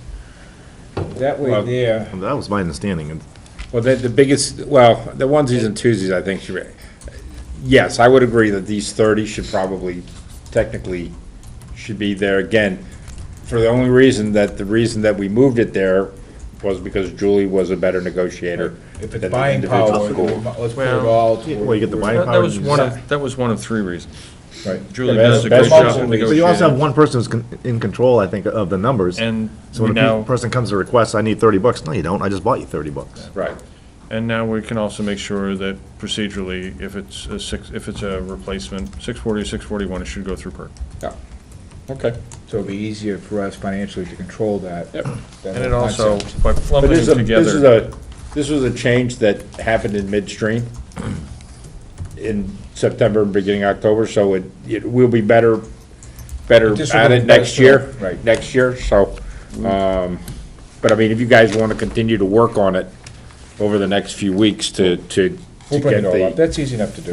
to get that all straightened out, then that would be So if fine. you approve the line in the different schools, Yeah, we're we'll not, take that total line and just move it up to district-wide. And I'll show you how we did that in a separate report.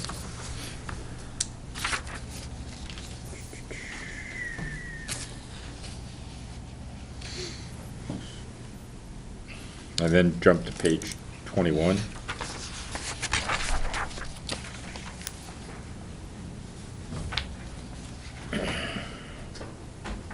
And my only question on that one was, as I was going through 561 tuition, I noticed that we are now shipping kids to one student to Pinkerton. And while the tuition is probably not that big of a burden, I can only imagine the transportation costs of moving one student when we're sending all of our other students to Alvord and Nashville. So, I would just hope that, we undo that for next year.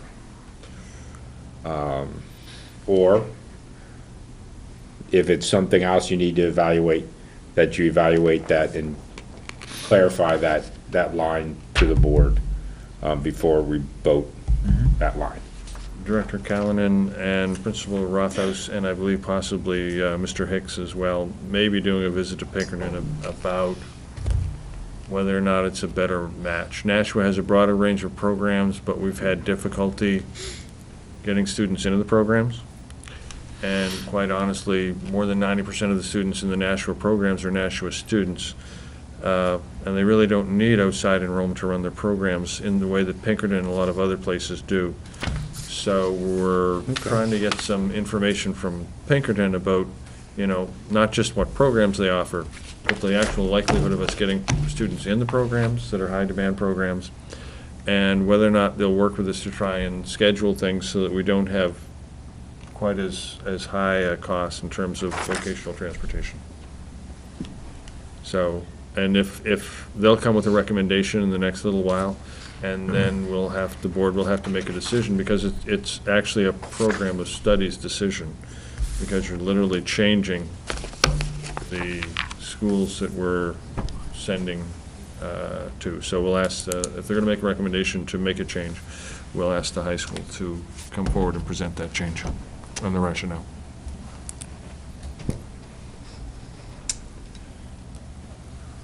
Next page was 25.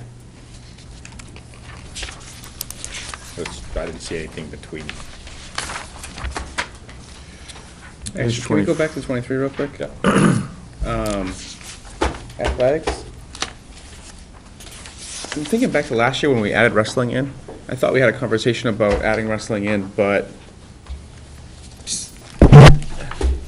doing so in basically level funding it because we were removing other sports, whether it be freshman basketball or other less popular sports.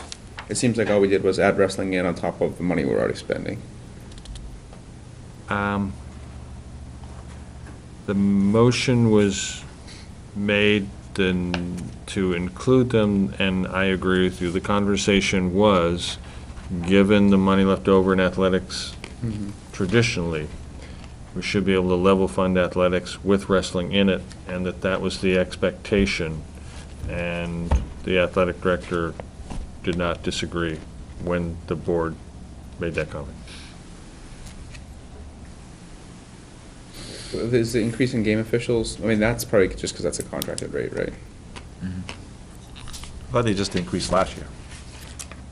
Game Yes, that's officials. correct. Well, last year, this year's budget, right.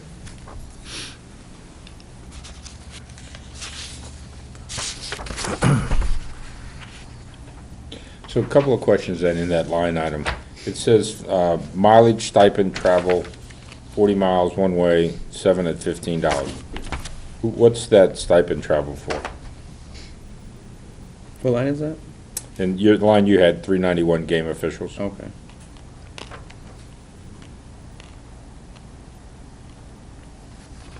And then under that, there's also a couple of times in there, there's a line item that says game director / game manager, 5 at $80.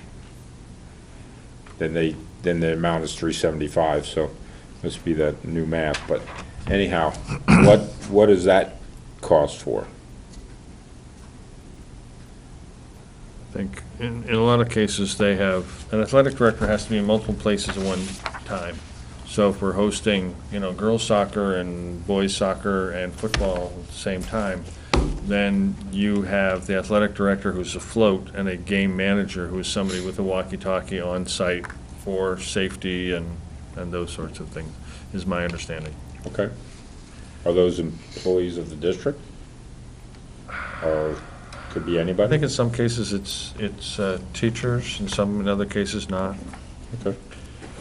If I remember, Mr. Romaine used to do the scoreboard for basketball games and things like that, and that was, so. Okay. A little bit further down, there's game director / game manager, 20 at 80. Oh, sorry, never mind. I can't do math. 20 at $80. What is $100 worth of that? Can you explain that line to me? I'm confused. Don't know. That, I think It's about that's. halfway down the athletics activities on page 24. Right, It's $1,500. Game director, game manager, 20 at $80. If you go up, you see where it says winter? Oh, so that covers all the It's That's all the all the Okay. winter, Oh, it's all the of them. winter Oh, okay. sports. All right. Although 20 times 80 is, Not. Yeah, well, Well, same thing, yeah, I wasn't gonna question the math on it.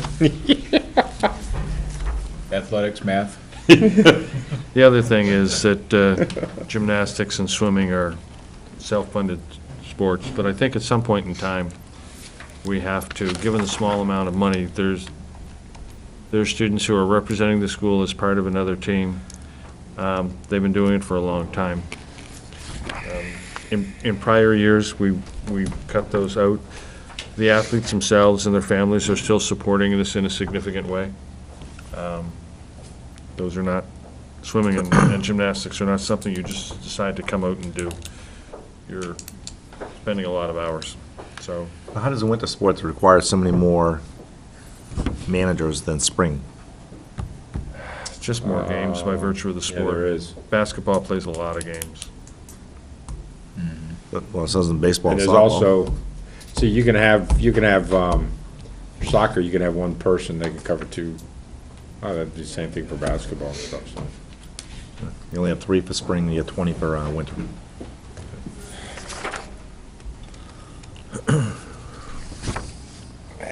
I guess I Well, don't I know how- think that, I think that, well, I don't know. I guess I wouldn't know how to do it between all the lines, but basically, our 2013 expenditures were 104, last year was 98, and now they're asking for 125. Maybe we just do a bottom line cut to that, to like 110 or something, to cover, expected increases, but, no. To line 391? I'm saying the whole athletics, let them figure it out. 'Cause I don't know if it's game officials, I don't know if it's supplies, but. A big chunk of that, as you've heard before, similar to other areas of the budget, transportation, which is not part of this, but, So when they 26 budget for officials and those sorts of things, they're budgeting as if these teams will go the distance, if you will. Yeah. So, a lot of times they'll put a budget at it, and a number at it, but to the extent that it's totally expended, as you can see, it doesn't happen. Yeah. Well, I was reducing line 610 for athletics, $7,325 to level fund it at $32,000 for what it seemed to be averaging, not what it's budgeted for this year, but what it seemed to be averaging the previous years. I'm sorry, what line was that again, John? That was line 610. 610, got That was it. $7,000, is that?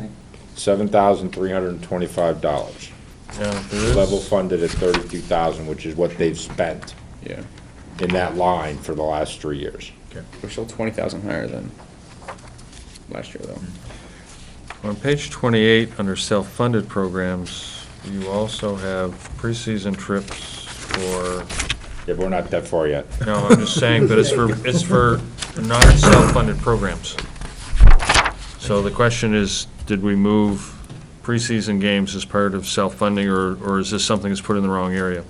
So lacrosse and ice hockey are there, but so are boys and girls varsity soccer and football, and volleyball and basketball and baseball and But softball. preseason games, Page 28, 1501, self-funded for self-funded transportation, because those are not self-funded sports. yeah, but those are all preseason trips. Right? I think traditionally they've been in the regular budget. Nope. They've not? We required the self-funding? Okay, Yep. that's what I need to know. Yep. Well, we didn't require it, we just didn't We fund the require- preseason games. We don't fund them because we expect the players to fundraise and pay that, if I recall. I guess I'll make a motion to reduce just the athletics bottom line by. John made a motion. Nobody seconded it yet. Oh, okay. I was just gonna do the bottom line, let them figure out where to get it from. How much you gonna reduce it by? 14,829, to bring it to 110. I'll second it. Okay. Right. They give- That way gives bottom them, line. gives them about 11,000 more than last year and 5,000 more than they spent the year before. That should be, Any other conversation? All those in favor? Aye. Opposed? 400. Derek, can you repeat that amount? it was 114,829. 14,829. For the total ends up being 110 even. But you know where you can get 732, 7,000? There's half of it right there. You can get half of it from line We'll footnote it. 610 of 7,325.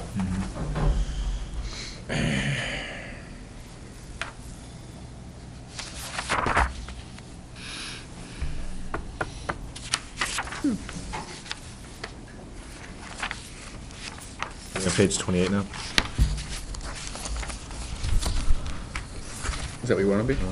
Yeah. That's our next one, right? Mr. Markowitz? 610 supplies under self-funded programs, $5,000 for community adult education classes. Ooh, I didn't see that. That's under CHS. Again, Slide it back in. That's that self-funded adult education program right. that Oh, they're it's still trying to self-funded. kick, that they're It's still it's trying to kick self-funded. off. Yeah, so they're looking. So that's self-funded, so that would be revenue that comes in from people who sign up for classes? Correct. And if we don't put it in there as revenue, then we can't spend it? No, we don't put it in there as expenses. If you don't put it as expenditure, you can't expend it. Okay. Oh. Yep. Thank you. revenue would be coming from The revenue the from the program people using itself. the programs, yeah. Correct. Yep. That's the never-ending debate, I believe, that the Budget Committee has had regarding self-funded. Without the appropriation in there, we have no authority to spend money. And it is offset by dollar for dollar from the programs that are participating. Confusing, and I get it. I get it's confusing for us sometimes as well. All self-funded anyway.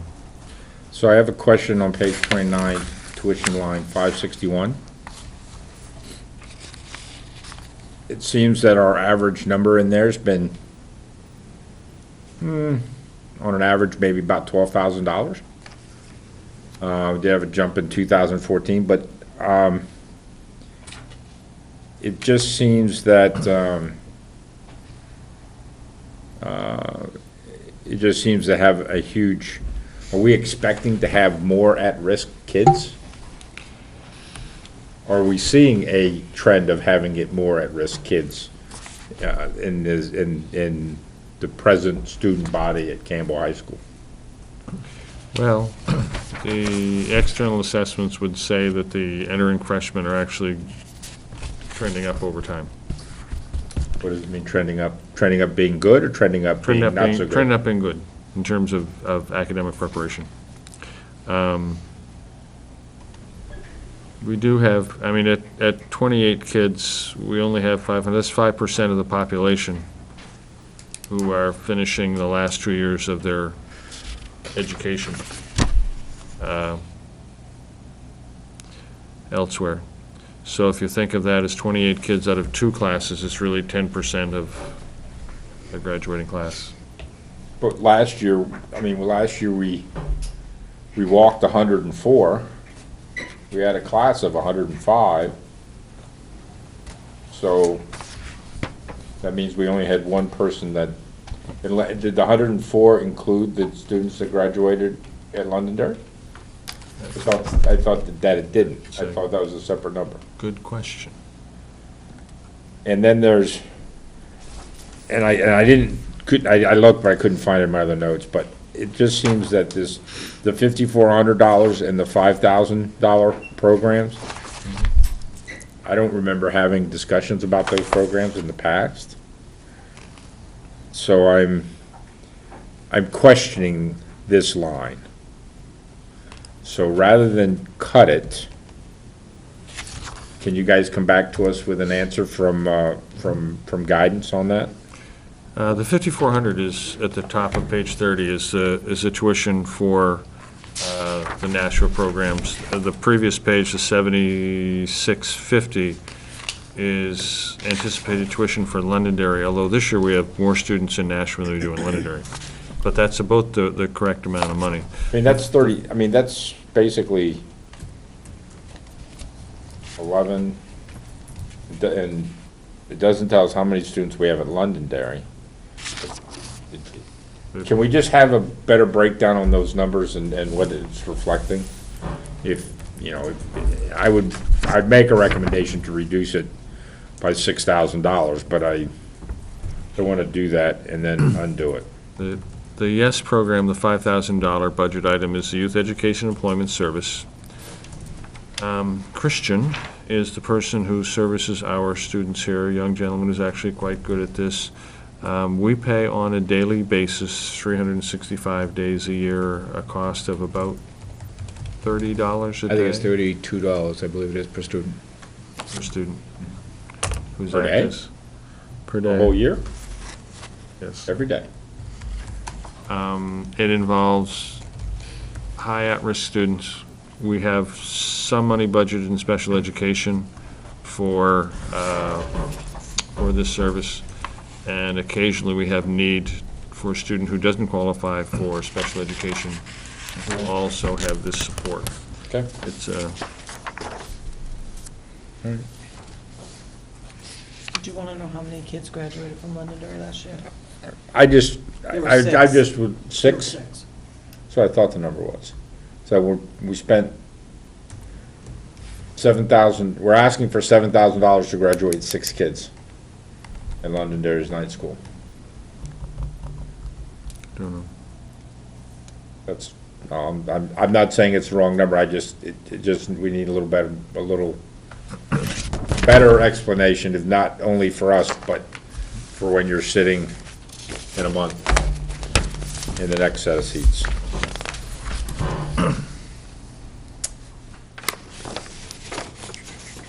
Naviance was another high priority item for Principal Rothos. Which means I was doing a bottom line cut of $5,000 for guidance on page 31, but I'm going to hold off on making that Your recommendation. biggest increases from that area that we need clarification on. Yeah.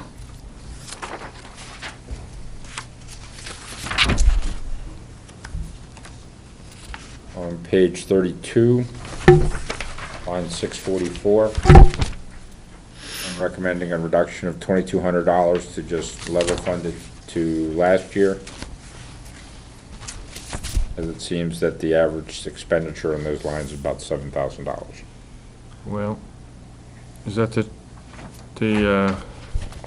644 line? Yep. Okay, the increase is due to the request for a full high school license of Turnitin. Turnitin is a writing tool. It is used by somewhere between 2/3 and 3/4 of universities in the country. Students can self-check. It does a plagiarism check for you. It gives you, it's actually one of the websites that I showed back when we did the sort of vision of the technology. It is one of the items that I had labeled as a very high priority. If we want to prepare kids to go in and write quality papers right out of high school in a university, especially at selective and highly selective institutions, this is one of the best tools to do it. And I think we have a group of teachers who teach writing well, and it would be a great benefit for them. They would, because it would be a school-wide license, it's only $4 a student, essentially. They would probably learn how to use it in freshman seminar. Students who are upper grade levels would be probably in English class or social studies. But we're asking teachers to have students write more. We're asking teachers across the curriculum to help students learn to write better. And this is a very cheap tool to give them a lot of assistance in this. And it helps students become self-directed learners, because they can submit it, get the feedback, make the change, and then send it to Mr. Cooper, as opposed to Mr. Cooper saying, well, this looks like this should be cited. How did you just happen to know that X happened in, 1493? Needs a citation. So it actually allows them to access it, I believe, 24/7, 365.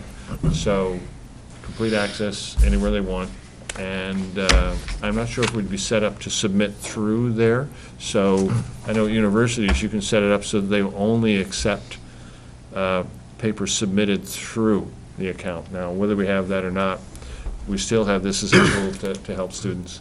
And quite honestly, if it helped only one kid not fail a class for plagiarism, and I know what it's like to fail a child in a university class for plagiarism, that's worth more than the $2,000 there. All right, I rescind my motion.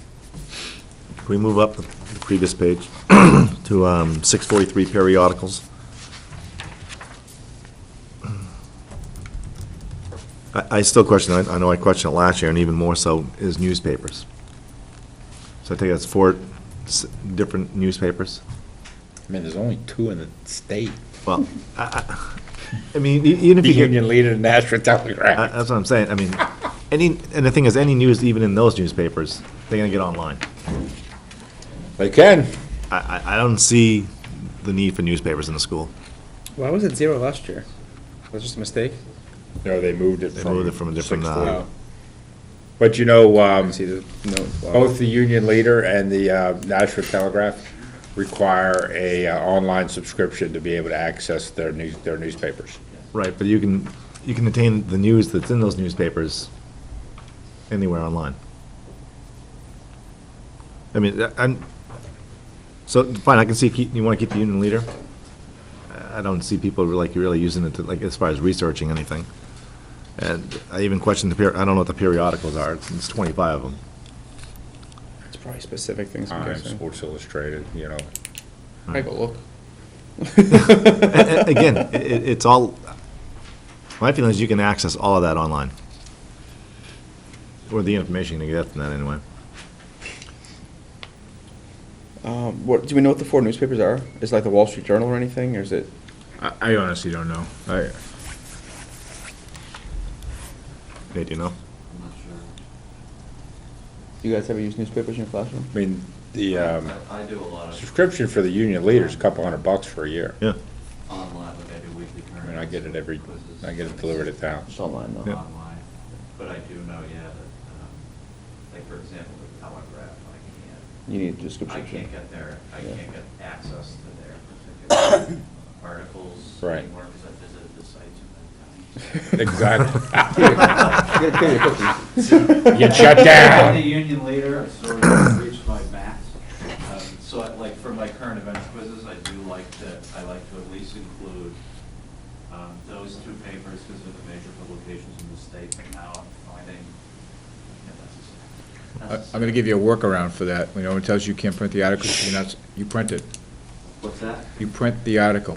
It'll tell you cannot read the article, but you can print it in full. Really? Yeah. That's But interesting. you, For those but of you that's listening at home. but that's only, but that only works on the Telegraph. It doesn't work on the smaller. It does work on the Telegraph, but it does not work on the Union Leader. Plus, I'm giving them access to, the kids access it online. So when they watch this. Well, and at you the also have to National turn it Telegraph, sideways, they'll don't know. Yeah.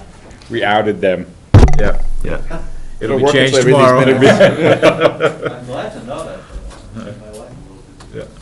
Well, I know it's not much, but I'd like to reduce the newspaper line in half to 330. Second. Any other conversation? All those in favor? Aye. Opposed? Reduces that by 330, it brings us 1717.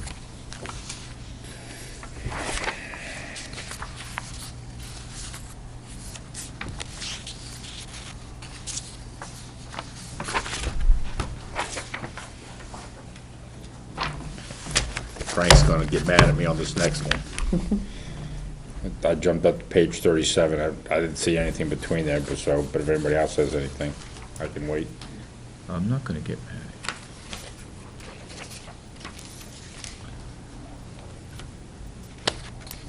On page 34, the increase of, budget, forget it. You go for overtime? Yeah, it's because of the default budget, right? Actual, it was 83004. Yeah, why is that number weird 43, looking? 5,000. 15. We cut it last year. Cut it last year. You Oh, cut but budget. actuals are up around 5 and 8,000, okay.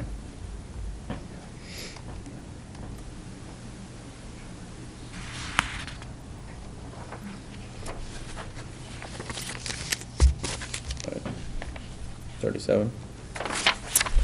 All right, a transportation, I'm reducing it by $5,000.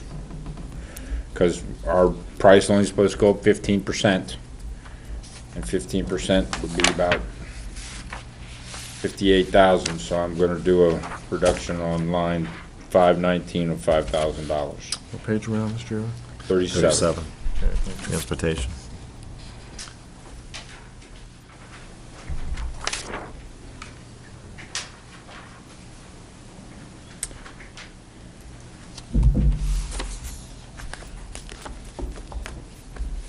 Second. Was it 15%? Or was 15% this year, and then it was 5% each year after? Was That's correct. 15%, 5%, 5%, isn't it? 15% this year. This is the first year of the Right. 5 years, so it went up 15%. So this should only be This is the base 5%, year right? of 15, it should be 5% in 6. So it should be less than what you said. Right. So it should be, if 2015 is, But they actually went down. But that's because we didn't, so I'm factoring okay. Yeah. $5,000. I think they can work around. Again, part of that transportation budget is from beginning through and including all of the potential playoff games. And now it's including wrestling too. Right, right, Chris. Any other conversation? All those in favor? Aye. Aye. Opposed? Do we have any Or is idea it- how much the total reductions? I will after. I'll write them down. Still not gonna be enough. We'll be looking. CHS. All right, my reductions, we're gonna total around $52,000, but I don't think we're anywhere, We're at, I don't think we're anywhere near that number, but I didn't keep track of them. Did you? Keep track? I'm adding. yeah, we're Adding? about 25,000. That's it? Quite a bit more. Nope. What the heck is it all then? Huh? Where's our another $100,000 we missed? Did 1882, 5069, 1805, 1085, 10,000, 330, and 5,000. And there were a couple that we need to look at. 14,000 for one? Did you look? No? You did, yeah, I'm getting, let me Okay. let me add them all up and I'll tell you. Okay. I did 14,000 from athletics. Oh, it's 14. Yeah, we- I wrote down 10, I'm sorry. It Okay. was 14. 14. This deals with, the handout that I just gave you actually does include everything. And if you look at the 2013 actual at 448,990, 14 approved at 499.6, and the actual at 429, and then the 15 approved at 466,371. And then the request of this year of 593. So I just took the 2014 actual, the 2015 approved, and then did a 1% increase times whatever till we get up to the requested 593, which is 35% higher than last year's actual and 27% higher than the 2014-15 approved. So if you wanted to make a bottom line reduction, that gives you some assistance in that, and if you don't, that's fine too.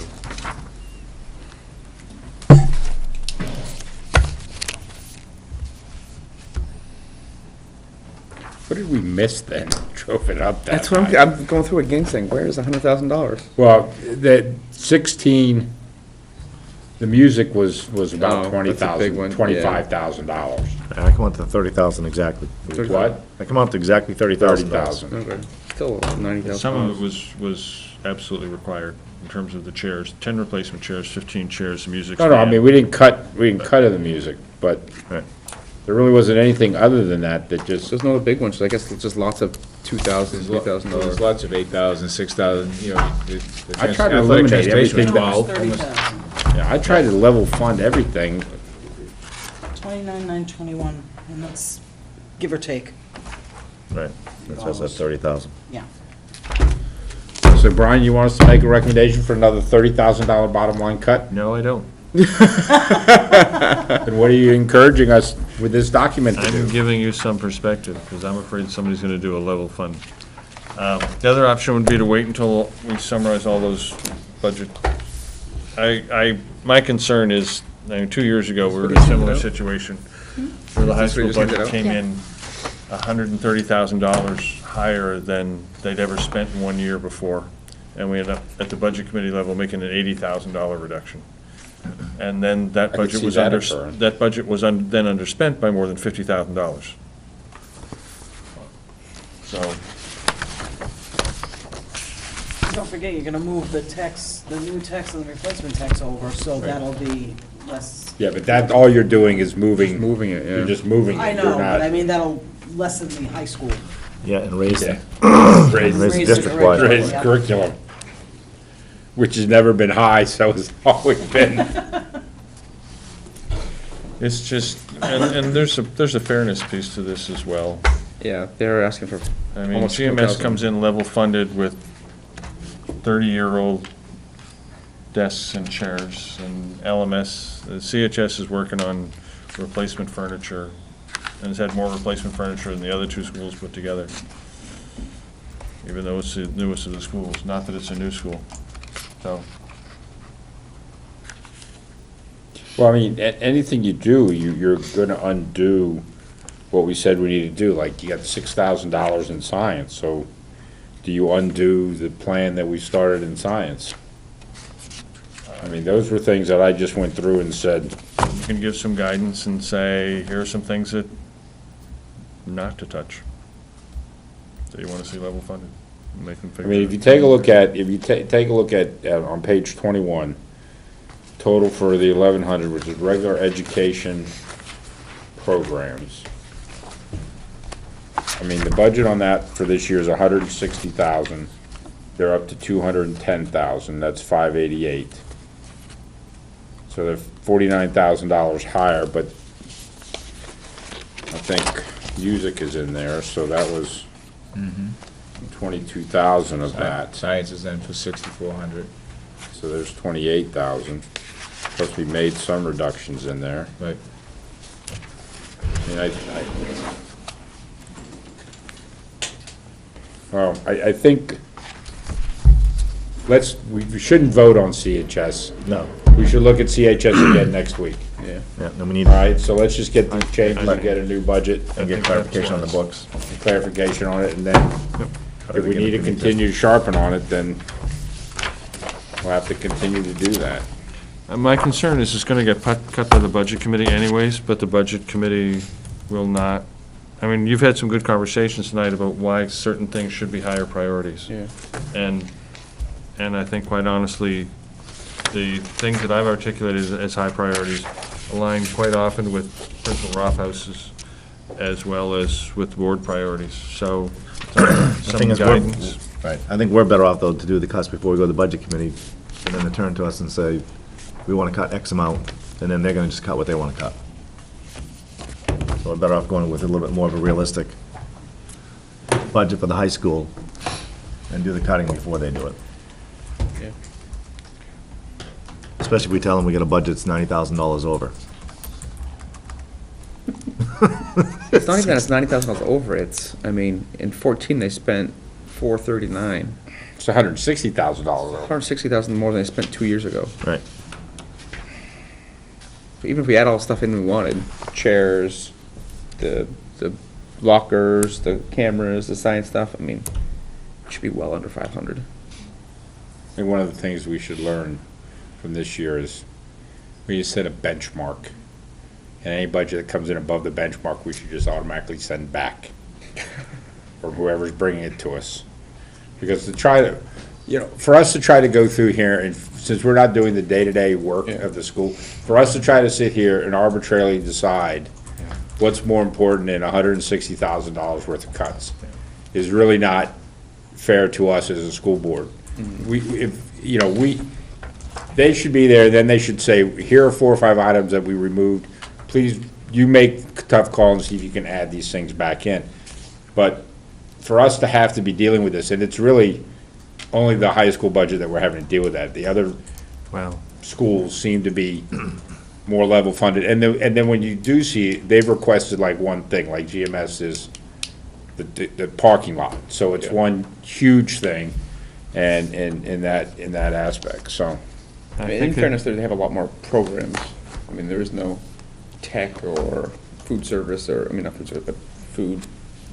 I think it speaks to the value of having, once you get through the budget season, of having some strategic planning talks, so that we can sit here a year from now and know as we go through the budget what aligns and what does not align with the board's strategic priorities. And those strategic priorities will be informed by both SAU office and by the schools as they talk about programming moving forward. So, I mean, that's my hope, is that each year, the alignment between what the board understands and what the schools are in terms of their priorities. So, for example, everybody was essentially on the same page here in terms of science. Yeah. And that's a result of those ongoing conversations about where we are and that stuff. So with that being said, we know the budget's going to come back to us, and most likely, we are going to make more cuts next week. So the question is, do we have Principal Rothaus here to assist with those, or Do we send it back to her beforehand? I think that, my recommendation would be to, send it back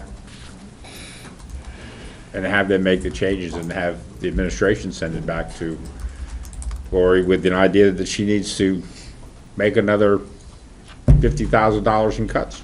And then we can look at it from there, And then, then, if We may there's have to stuff look that at- she cuts that she wants us to consider, then that could be on a separate sheet that, you know, she could either explain in a written document or not. I mean, I don't know if she needs to be here, but she can if she wants to be here. If I might just remind the board that the final budget, it was scheduled to be delivered to you folks on the 19th, and final vote to be delivered from that point to the budget committee. That's just a. We hear you. that's why we're meeting. Getting a on the little 12th. nervous in all these changes, because we're gonna need to kind of incorporate all those changes in a week. Well, it's either that or you're gonna be in here in December for, you know, till midnight. With the budget committee. Get out The that budget early? committee, twice a week. Get out that early? Well, maybe 11:59 if you're really good. No, I'm more than happy to. I'm just saying that, you know, that we need, by next week. we're gonna- Right, but I mean, most of the budgets are in pretty good, you know, we've got a few left to go through here. It's CHS that seems to be causing Right. Right. I agree. an issue, so, I agree. you know, we ought to be able to work through that one. I think maybe that'd be the point, is make the cuts we did, find out about the books, and probably send it to Principal Rothaus for her to see what she can fine tune before we do. I think so. I mean, it's her her budget. budget, so Yeah. she should know it much better than the SAU office even, so. Do you want to give us a number that you would like for her to work down to?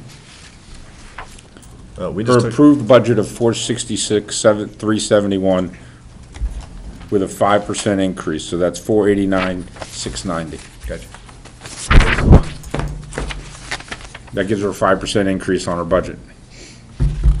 That was underspent last year. but we can do- Yeah, well, I'm going on No, I her know. approved No, budget of I got you. 5%. That way there, it gives us a baseline to work with her on. So, yeah, You know. compared to last year, that gives her another Yep. $45,000, Right. which would include that would cover all the music stuff they want, all the science Right. stuff they want, and all Yeah. the cameras. Right. So, right, but Okay. she's already got $30,000 worth of cuts, the ones we made, Yes, because we want those cuts made, and then Right. And additional. then bring it So down to we that brought baseline her- of 5% we increase. brought her on- down to about 560. Right. And we're hoping she'll get us down to To 5%, 490. Which is What we do. 5% 70 above this grand. year. Okay. All So right. she's gotta come up with 70 grand. Okay. Yep, but the babies disappear. You Realizing that we like science and we like music. There's our wish list. bet the babies don't disappear. You don't think they will? That was a short lifeline to begin with. We kind of knew that. Kind of surprised they I survived was this surprised they evening. stayed too. Sometimes you just gotta let the budget committee have their fun. Yeah, I think that, exactly. 5-pound bag of sugar is much more cost effective. Flower. Okay, That was fun. yeah. That brings us to the technology superintendent's budget. No. So I have a real easy cut on the technology budget on page 3. I have a hard copy of that one. Line 650. The totals come out to, that they have in their doc, come out to $5,387. Yet their line item is $13,050. So I'm recommending a cut of $7,663 to match their expected expenditures. I'm sorry, what page you on, John? 3. Line 650 software. The notes don't add up to the, yeah.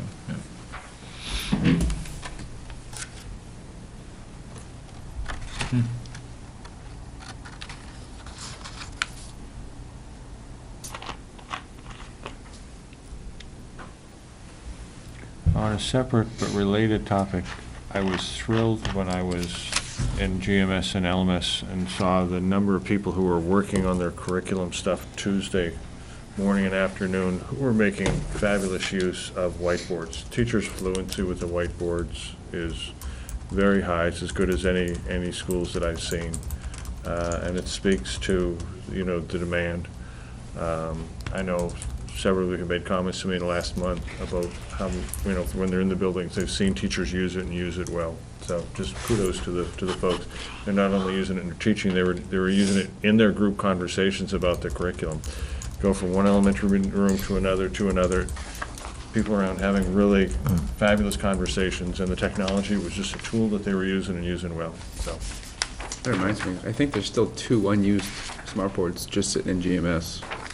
I think the one in Mrs. Adamakis' old first grade room is still sitting there, not being used. And I So think this- special ed. Yeah, I don't think they use it, though. I think they were gonna transfer it to another teacher that did want it. Yeah, but I don't think you can. We can't move them? If it was purchased by special ed funds, it has. No, it was an old first grade classroom. Oh, it was an old first Yeah. grade? Okay. It's only in there now because they Oh. repurposed the room. Gotcha. And there's another one in, I can ask. the other one might be in a special ed classroom, maybe they can't move that one then. Is one in the library? There is one in the library, yeah. 663. 7663 is the cut. Was there a second? There was no second. Second. Any other discussion?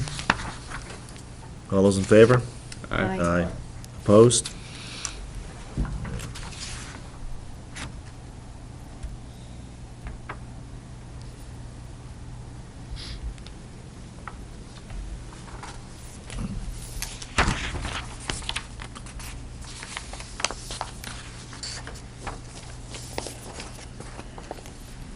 And then on page 6, Buildings and grounds?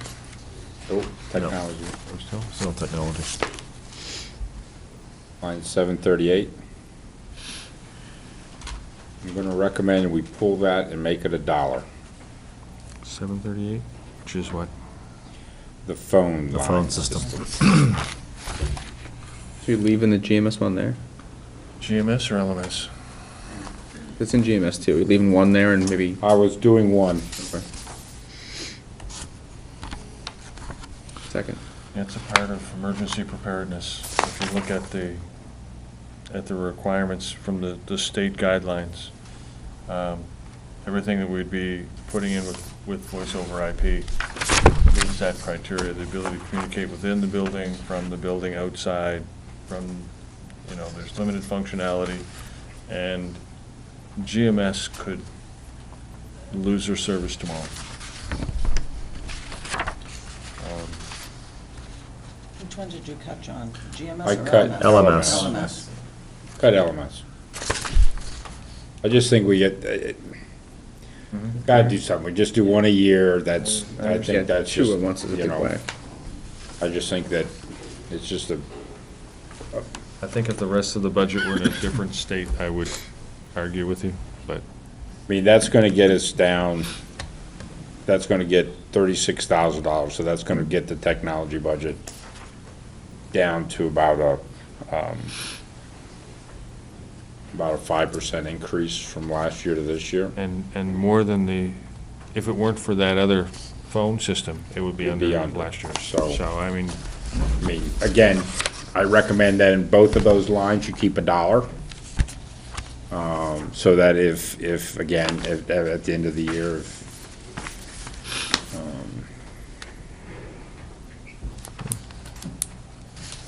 I mean, other than that, I didn't see anything else. So we, again, the technology is, they're just following our recommendations, so. We vote on that? No? Not yet. All those in favor? Aye. Aye. Opposed? 400. So going to equipment additional, he may have explained this when he was here, the additional switch capacity, 734 on page 6, I just closed it. What school is it? CHS. I think that was to support the one-to-one. Because they need more IP addresses and stuff, I think. That's what that was? Yeah. I remember him explaining to us, like, at the workshop last week, they were indicating that a lot of schools have started one-to-one initiatives with the anticipation that if we have 500 students in the building, each with a device, then we'll need, you know, maybe capacity for 550.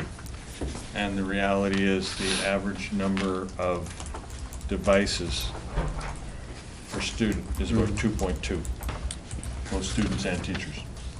Because everybody's got a tablet or a laptop and a phone, and in some cases, a third device. Yeah. So,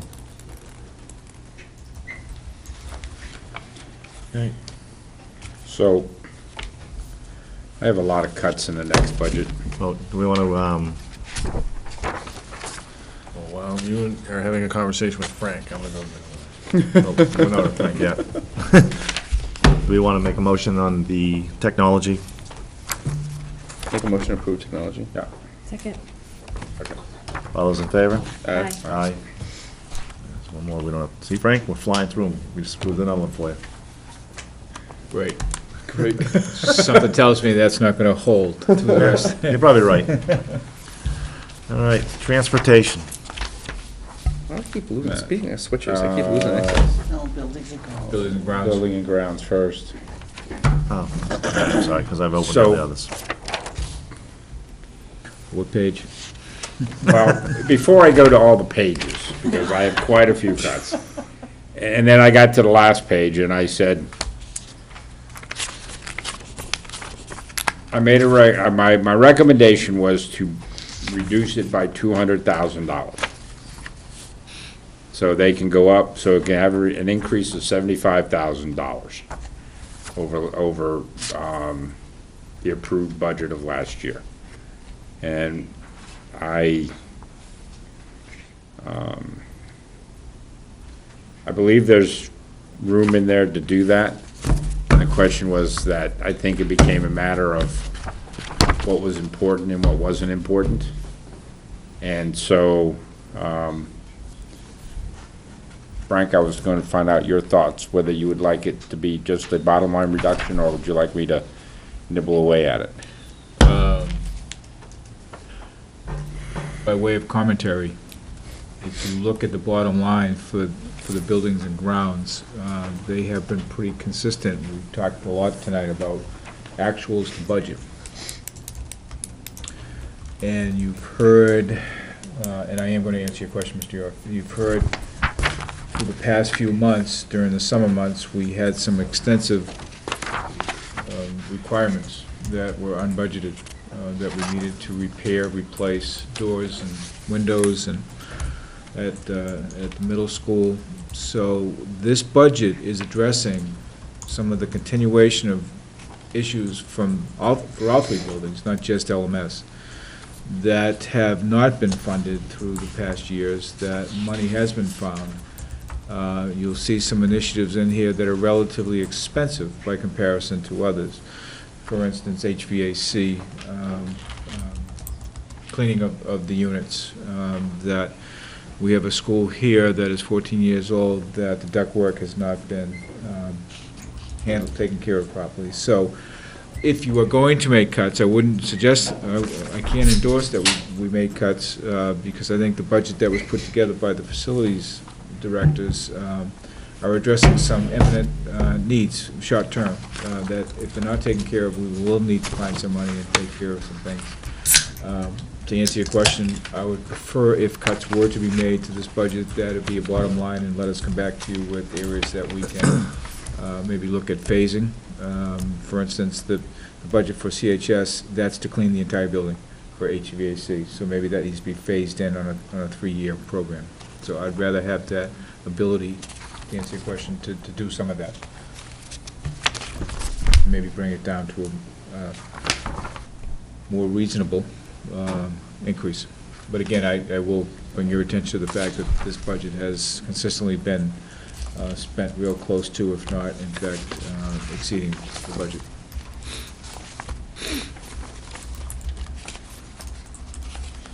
If you look back to 2013, it's really only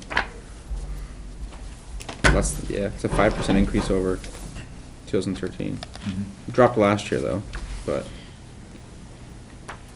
Frank, I'll be glad to give you my notes of here what my recommendations were. If you wanted them. Yes. Or not. I would like to see those. To see what my recommendations would have been. again, I think Mr. Yogi made the comment to let the people that know best make those changes. And our facilities people have done a great job, I think, doing a lot of stuff with maybe not necessarily the funding they needed to get everything done. So I would like to go back to them as a group and ask for their review of your comments, and as well as to see where we can come back and make some changes. So instead of making a recommendation of a bottom line cut, can we just send this budget back? Like we did with Campbell, And have it just reworked with the idea of trimming 200. you working as hard as you can to reduce I that hear you. 275 by $200,000? I was with you right up until the last sentence. I understand. You may not, you may only get it 90, but that's I will come okay. back with, this is, I think, With that extra again, 75,000, we can calculate how much we're falling behind under deferred maintenance every year. There you go. Make that argument. Well, with I budget. I hear you, and at the same time, I know. I understand about that, I understand about the playground, and I don't know why we need shade on our playground at GMS, but, for $10,000, but hey, maybe that'll probably be a cut. kids get, sunburn. But, maybe some of this needs to come in and be a warrant article, and I understand that no means no, but no means only until June of 2016. And in all honesty, until we come forward with a defensible and realistic multi-year plan for working away at that maintenance, it's probably unrealistic to say to the budget committee in the town, we need this money and we'll tell you later. And I take it But- this That's is, just not who but it again, is. the this is discussion- a school that has ductwork, because I didn't see that need in GMS or LMS. Oh, yeah, we cleaned half of LMS this past summer. Okay. Yep. All right. I will say to the superintendent's point, in order for us to receive that plan, it would cost about $80,000 for us to go out and get a systematic review and recommendation, and everything that we That would be a great warrant article. So there you go. That's where I was going, is maybe what this district needs is to get the 5-year plan that obviously the facilities directors can assist in, but there are companies that will come in and they look at all your mechanics, they look at all your systems, and they will come in and they'll put a 5-year plan together for you, what you need to do. Maybe you can hire a town resident who has a lot of experience and time, and he may do it for a quarter of that cost, just out of the goodwill of his heart. Are you saying you've heard of that before, John? Yeah, I'm just having fun Is with that my good somebody on our friend. building and grounds committee? I am not naming names. I will do that. Thank you. Thank you for the opportunity to come back with that. I appreciate it. So now we can move on to transportation. Thank you.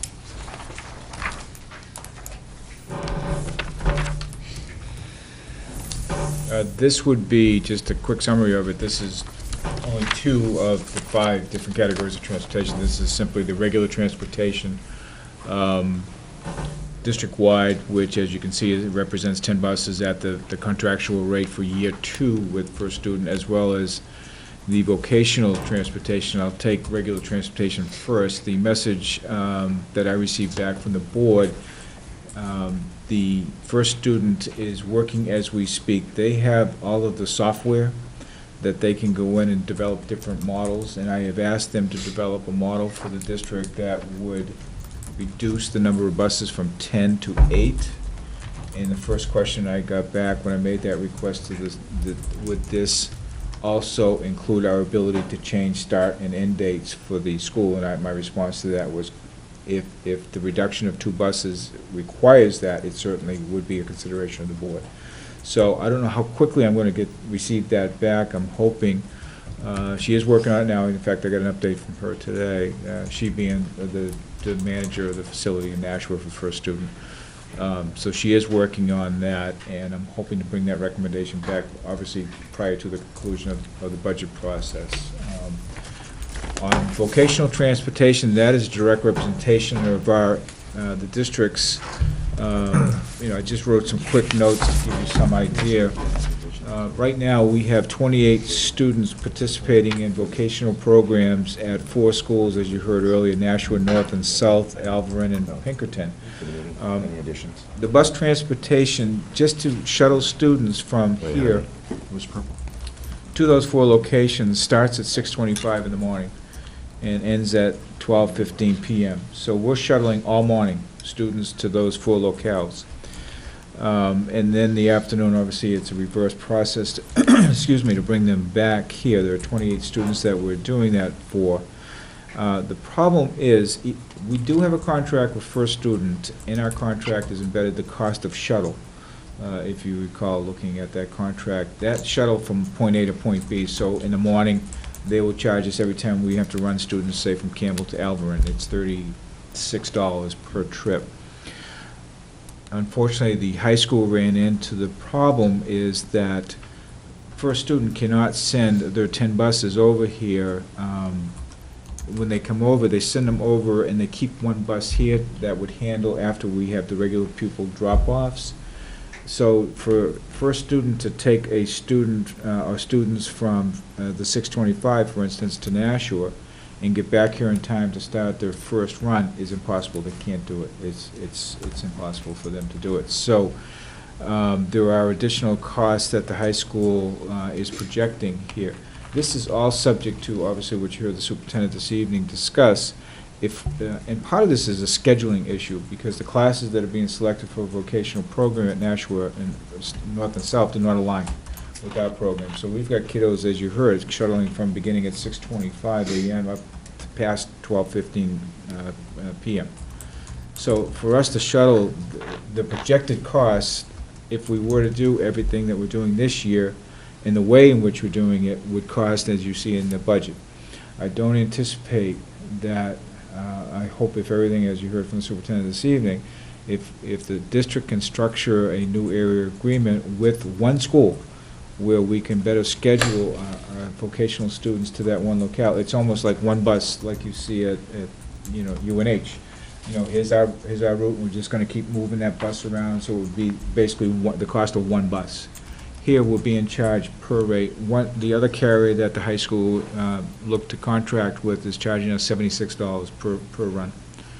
So all those runs that First Student cannot accommodate, we're paying over 2 times. Yeah. So it's caused, while one hand, it's great to see students participate in vocational ed, we have to come up with a better system to transport them back and forth.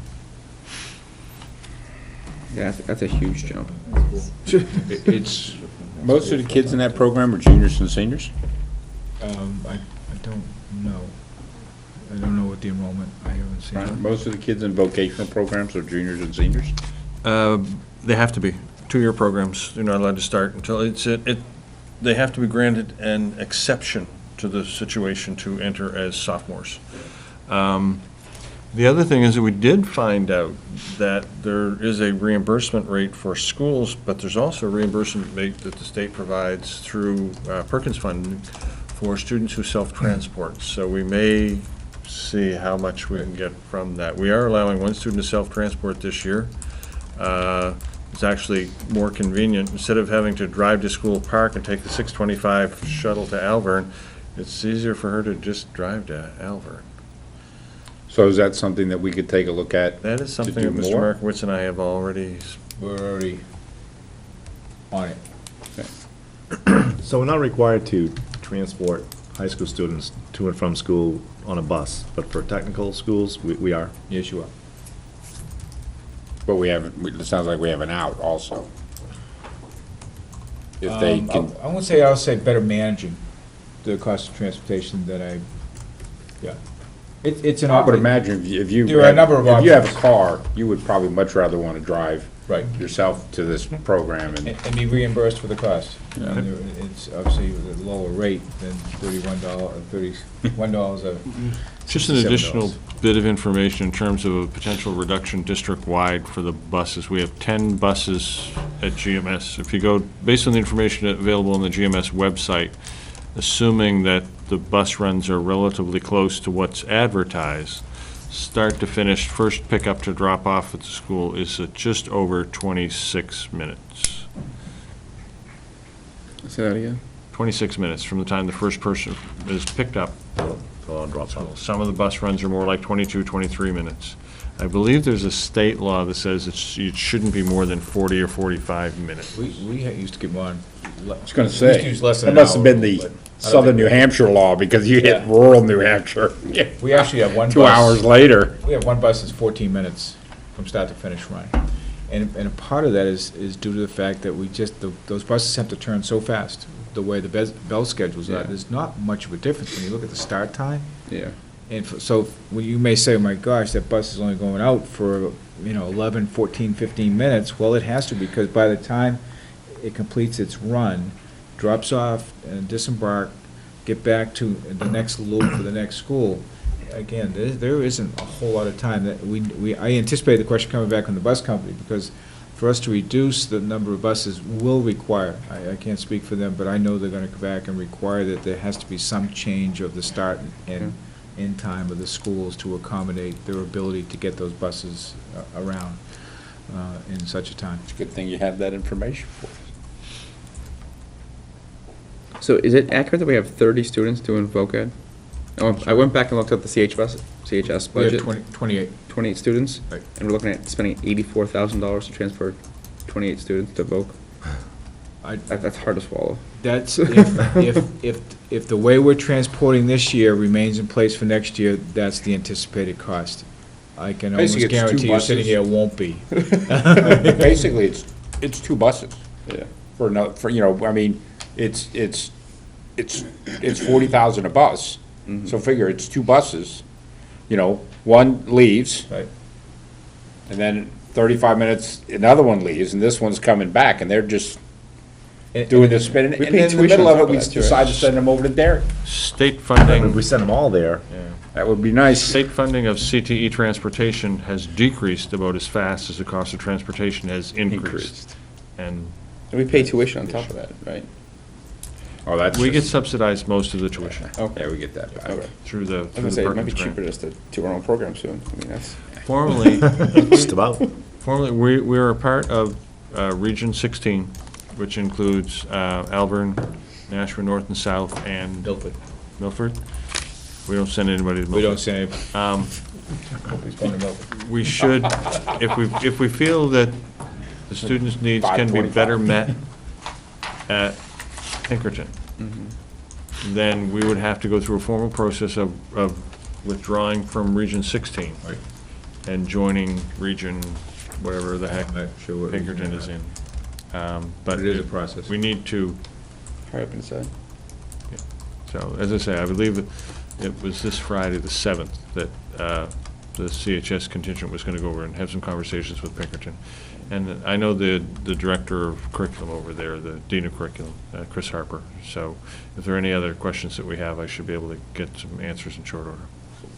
Part of the problematic issue is not to pile it on this issue of vocational transportation, it's just trying to get from point A, Campbell, to Nashua North, to Nashua South. In the morning, they say the traffic, in the afternoon, either time, trying to get those yeah. buses around, Going over the bridge? trying to go over the So bridge. that's exactly the Yeah. issue. So when you talk to the bus company, they're gonna say, it might be as a crow flies, you're saying we should be able to do it here, but when we inject. I would the imagine getting to Derry is faster than getting to. Pinkerton's probably It actually is. They have it's less problematic for Let's them just go backward, go down traffic-wise. Wiley Hill, down Pillsbury, and you're there. Right there, yep. Depending on the time of day, the drive to or from from here to Nashua North or South can be Yeah. double due to traffic. In the infamous intersection. I got a tour with the superintendent. That intersection? I'm sorry? That mean the bridge? intersection, the one that has like 4 sets of lights. Oh, and the there's little 8 triangle? Directions, yeah. That reminded me of Boston a little bit. Yeah. So I guess my message to the board this evening is, this is today, if we were to do the same next year, our estimated costs. I think there's some good, if I can assure you that there's going to be some changes to this. But again, that we're asking for the funding if the same transportation needs were in place next year as they are right now.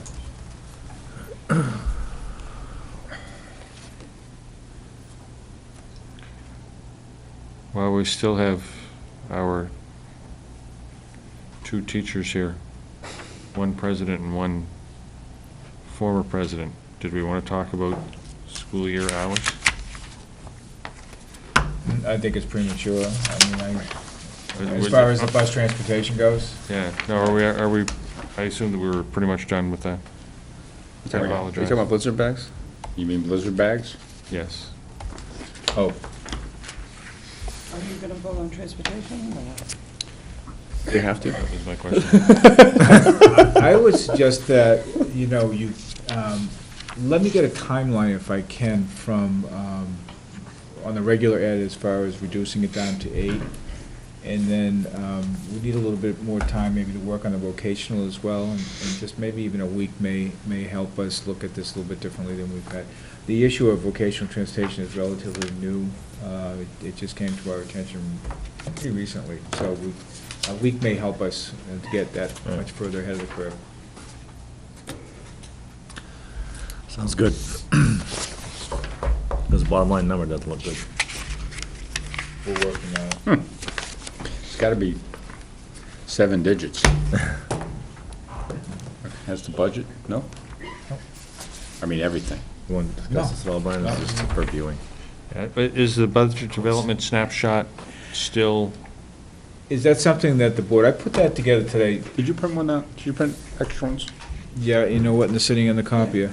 You can have mine. Oh, it's that's already been another one. changed significantly tonight. Right. But still, This It's will be nice. a It's a rolling. nice Oh, it's nice to look So at. every time Yeah. I make changes, I'll provide this to the board, and you'll see the full picture next week after we present. Yeah. And I'll incorporate it into the report, salaries and benefits, so that would be the entire operating budget for the general fund. Yep. So you can see, I gave you a breakdown by location, then I gave you a breakdown by function codes, and then by objects. So it's a little bit different approach, and I sorted it a little bit by function, so you can see what areas within the budget are Were you going for the shock value on 420 site improvements? Gave him. Didn't we have? 1,579,233,000% increase? Gotcha, it's Well, we're not gonna cover the playground at GMS. I suspect that's, yeah. and it's on his desk. It's fine. Here, he can have this one back.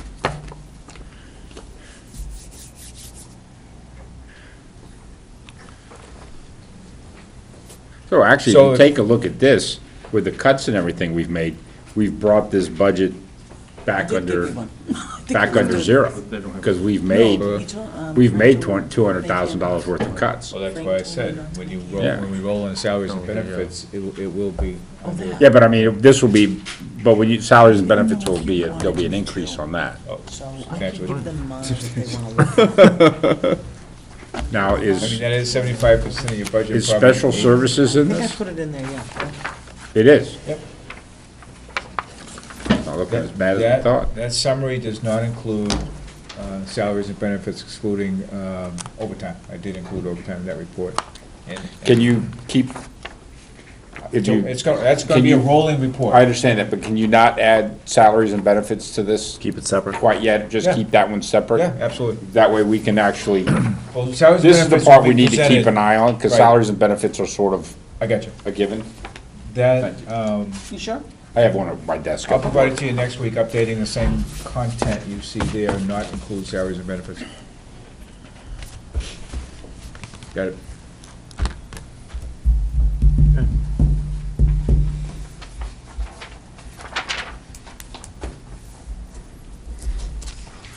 So now move on to Blizzard bags, school year hours. there is a 4-page handout, which is the first 3 pages is the technical advisory from the Department of Education. They actually changed the regulations in 2011 that said you can do your school year by days or by hours. It took them an additional 2 years to actually change the procedures because schools had to report it both by days and by hours. And so nobody actually really changed because within the department there was a little bit of confusion about what we had to do. So I think this year may be the year the schools start to make somewhat of a change. Under the old regulations, having to meet both the days and the hours regulations, you would schedule your 180 days plus 4 additional days for school cancellations. And even if you had a lot more instructional year time in your 180 days than was required, if you lost a day, you still had to add a day. That requirement has gone away.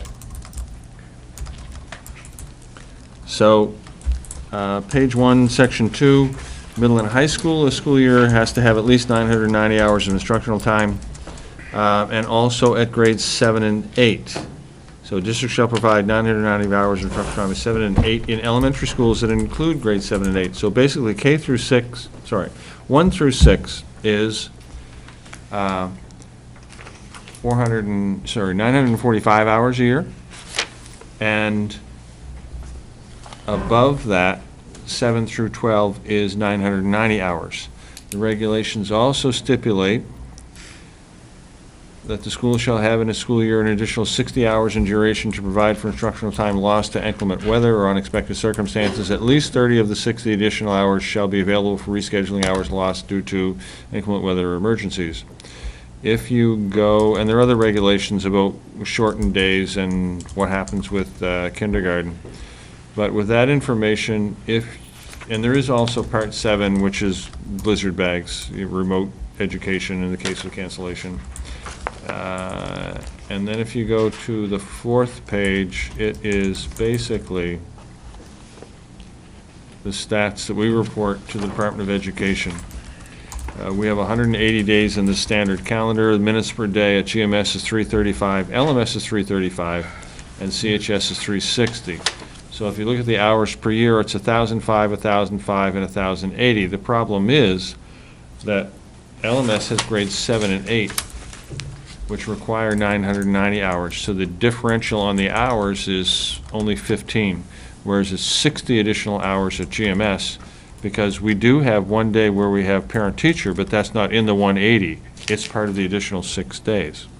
So within our 180, we have plenty of hours at GMS. And in fact, after we take off 6 hours for the 3 delayed openings, and even if you count at CHS the early dismissal for senior projects for the 3 lower grade levels, CHS has 13 and a half extra days of instruction based on 6 hours of instruction a day.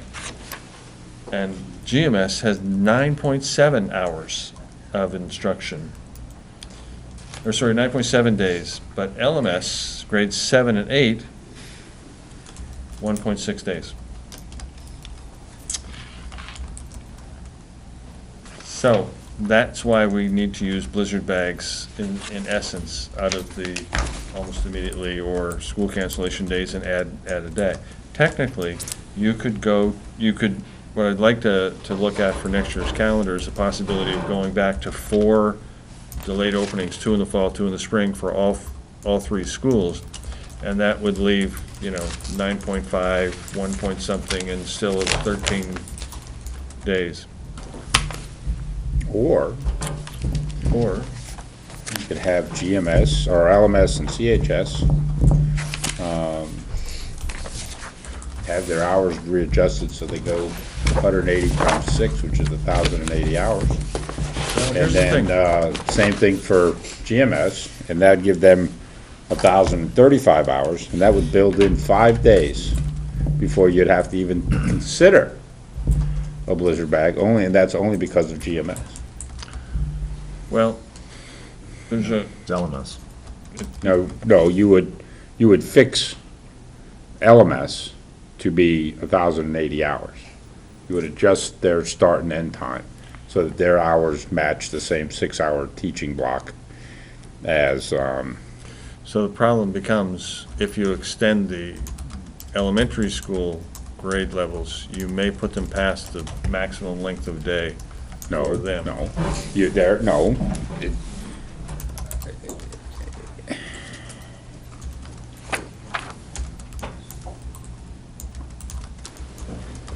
Now, Well, it says here, the school day of individual students shall not exceed 5.75 hours of instructional time in elementary schools.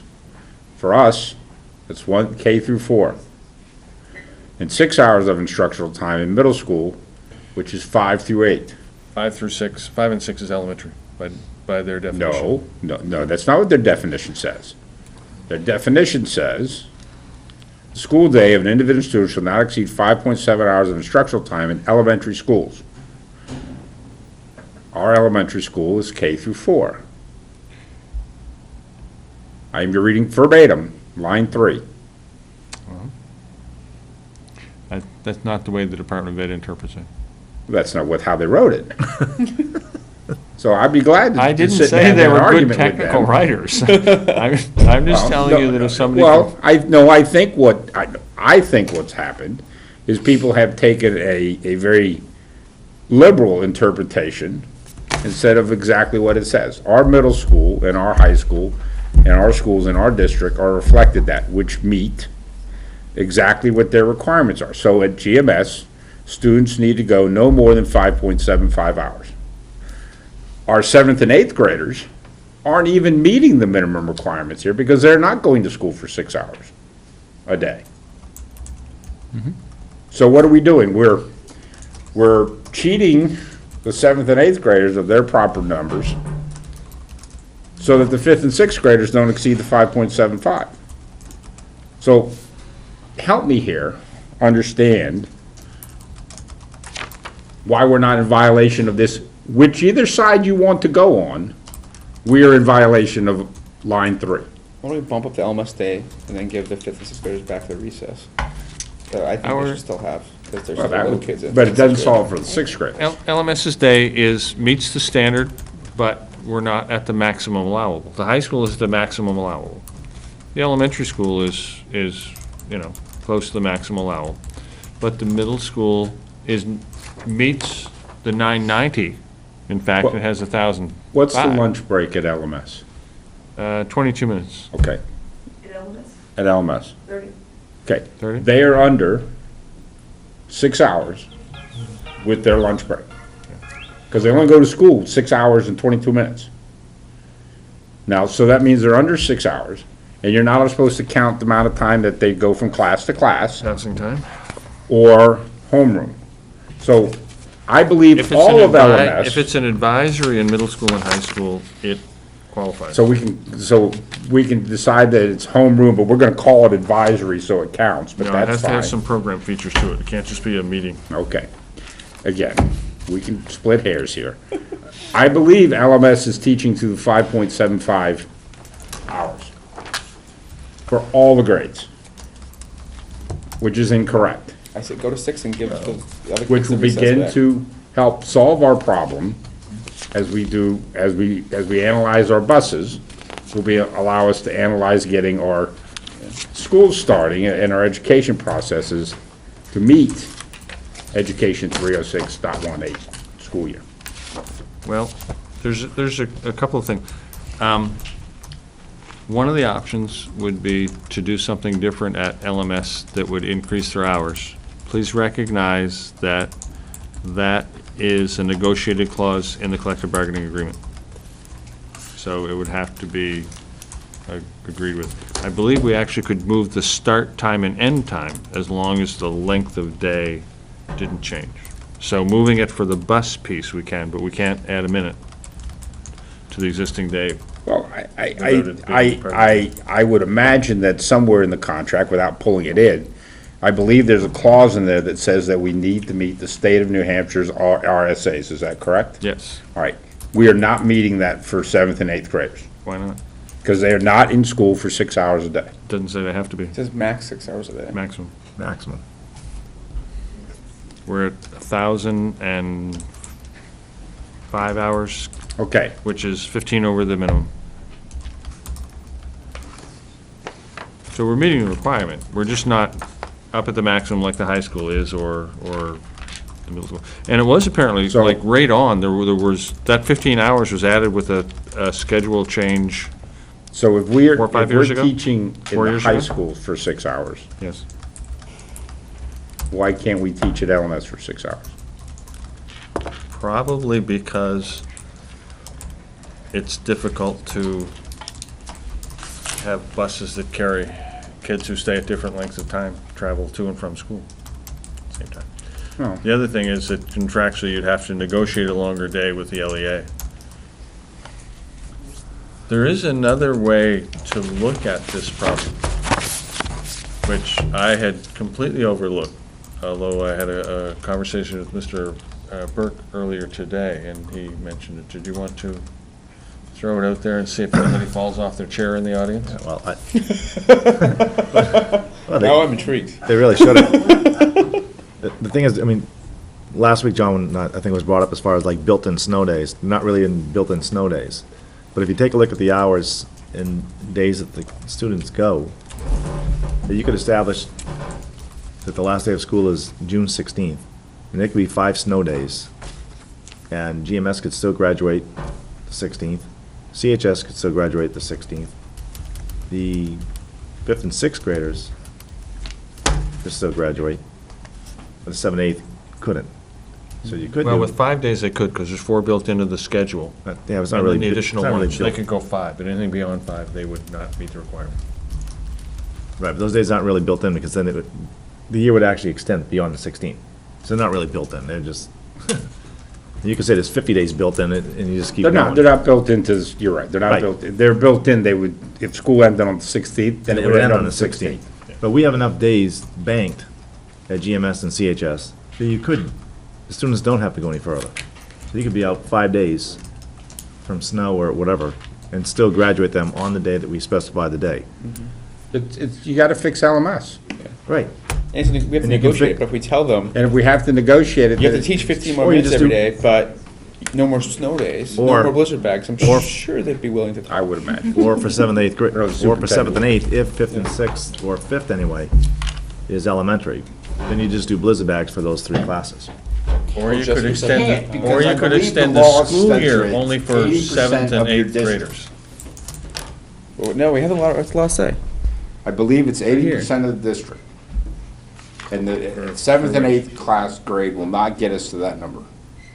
So unless you can convince GMS and CHS, out of the kindness of their hearts, to do blizzard bags for their 6th day off, so the 7th and 8th graders can finish at the same time, that's how you'd have. It says at least 80% of students shall participate. It doesn't say in the district. So I don't know. That'd be an interesting question. Can it just be the 7th and 8th graders that do it? If that's, Well, it might be I would think interesting you offer because to. if you go to page 2 and look at section 7, Yeah. basic Doesn't little say plans, district. we should allow schools to conduct instruction remotely, from side.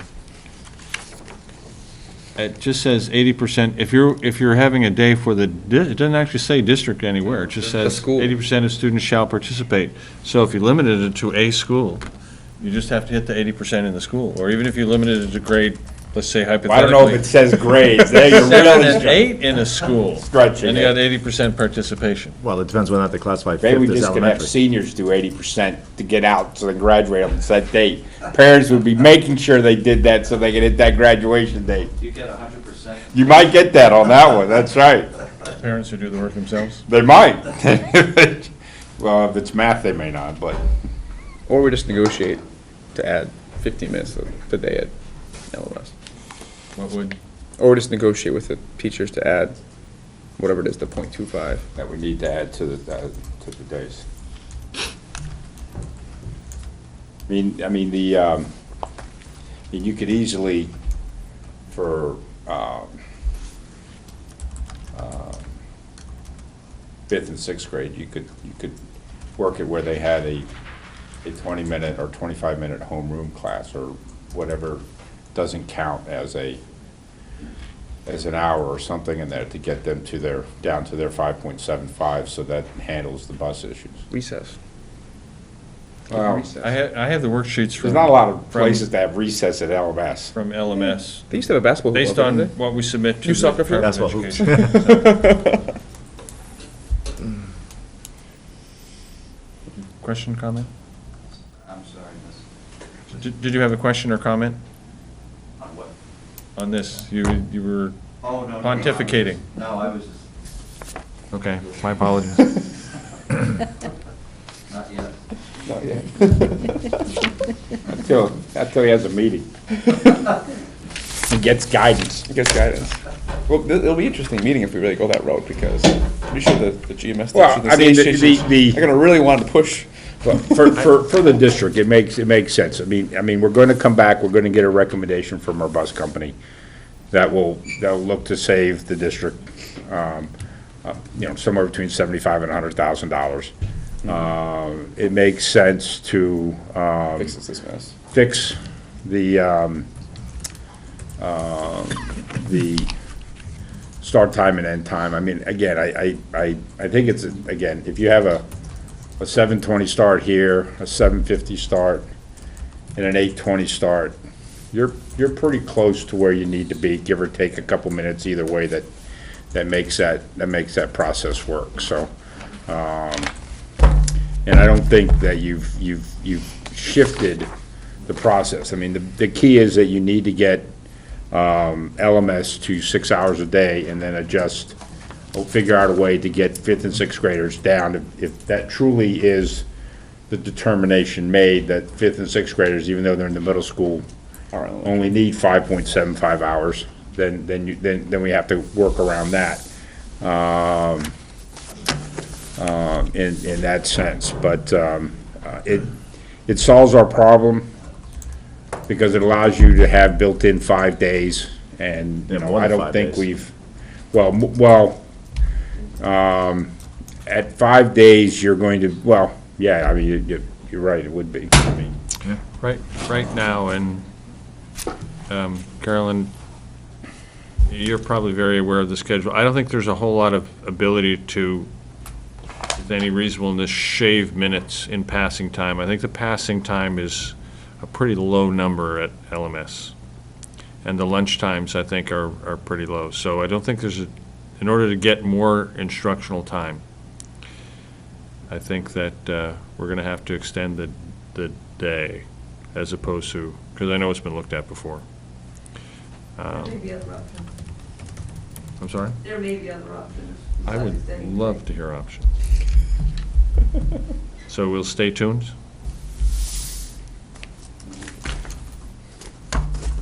as long as it eliminates blizzard bags. You may get 2 people supporting it, because Mary's not pro blizzard bag either, so she gave me a proxy tonight. She gave me her proxy. It's in writing? No, No? she gave it to me last week when we were yakking about it. I don't like blizzard bags. I don't like school the 4th week of June, and I don't like school before Labor Day, so anything that eliminates that, I'm open for.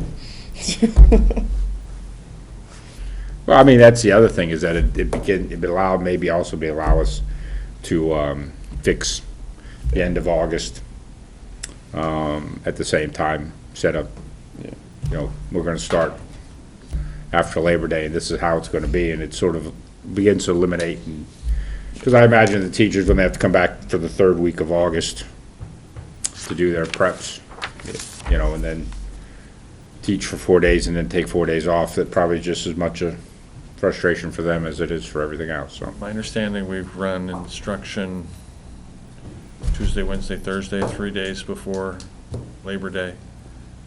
Yes. And then the teacher workshop days are, Tuesday, Wednesday, Thursday, a week before? Tuesday, Wednesday, Thursday, the week. It all depends on where Labor Day falls. It's in the Yes, contract and of the when C- school yeah. starts according to. Yeah. Yeah, I think next year we go back to before Labor Day, right? we do. Yeah. and then I think at least three consecutive years. Yeah, so we can just add a few hours onto LMS, and we're golden. We can be out on June 10th. I want to be in that meeting. Well, they do have a comment about getting it to 165 days is not to the beneficial of the kids. Sorry, we'll take care of this. Just want to watch, observe. We talking military times or?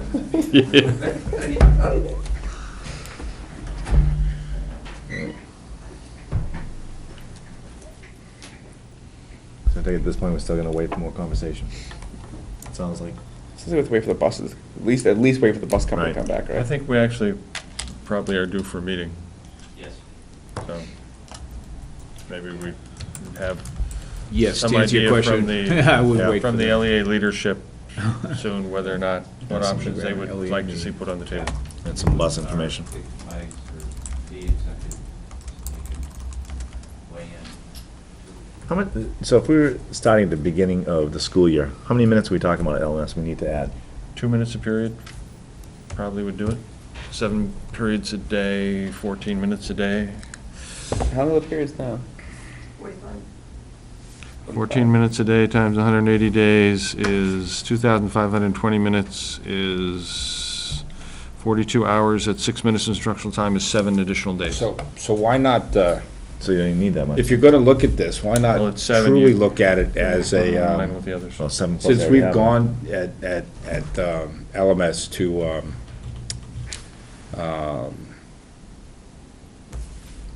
different classes, so you have a math teacher, you don't have the same teacher.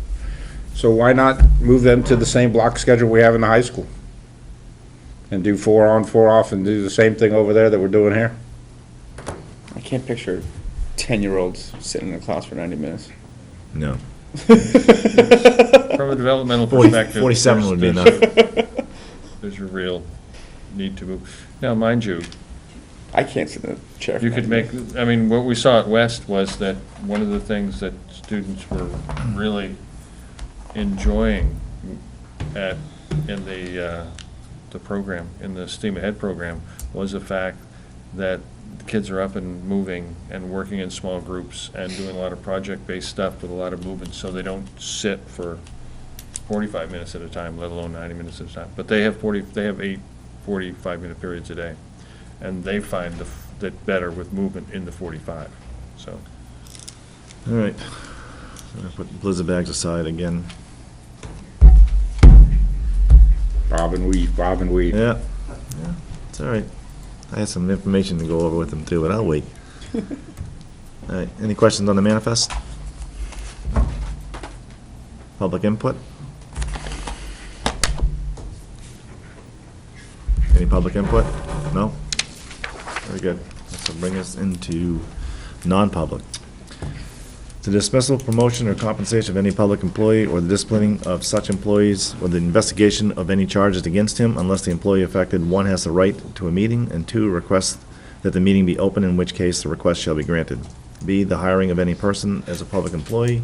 C, matters which, if discussed in public, would likely affect adversely the reputation of any person other than a member of the body of the agency itself, unless such a person requests an open meeting. So made. Second.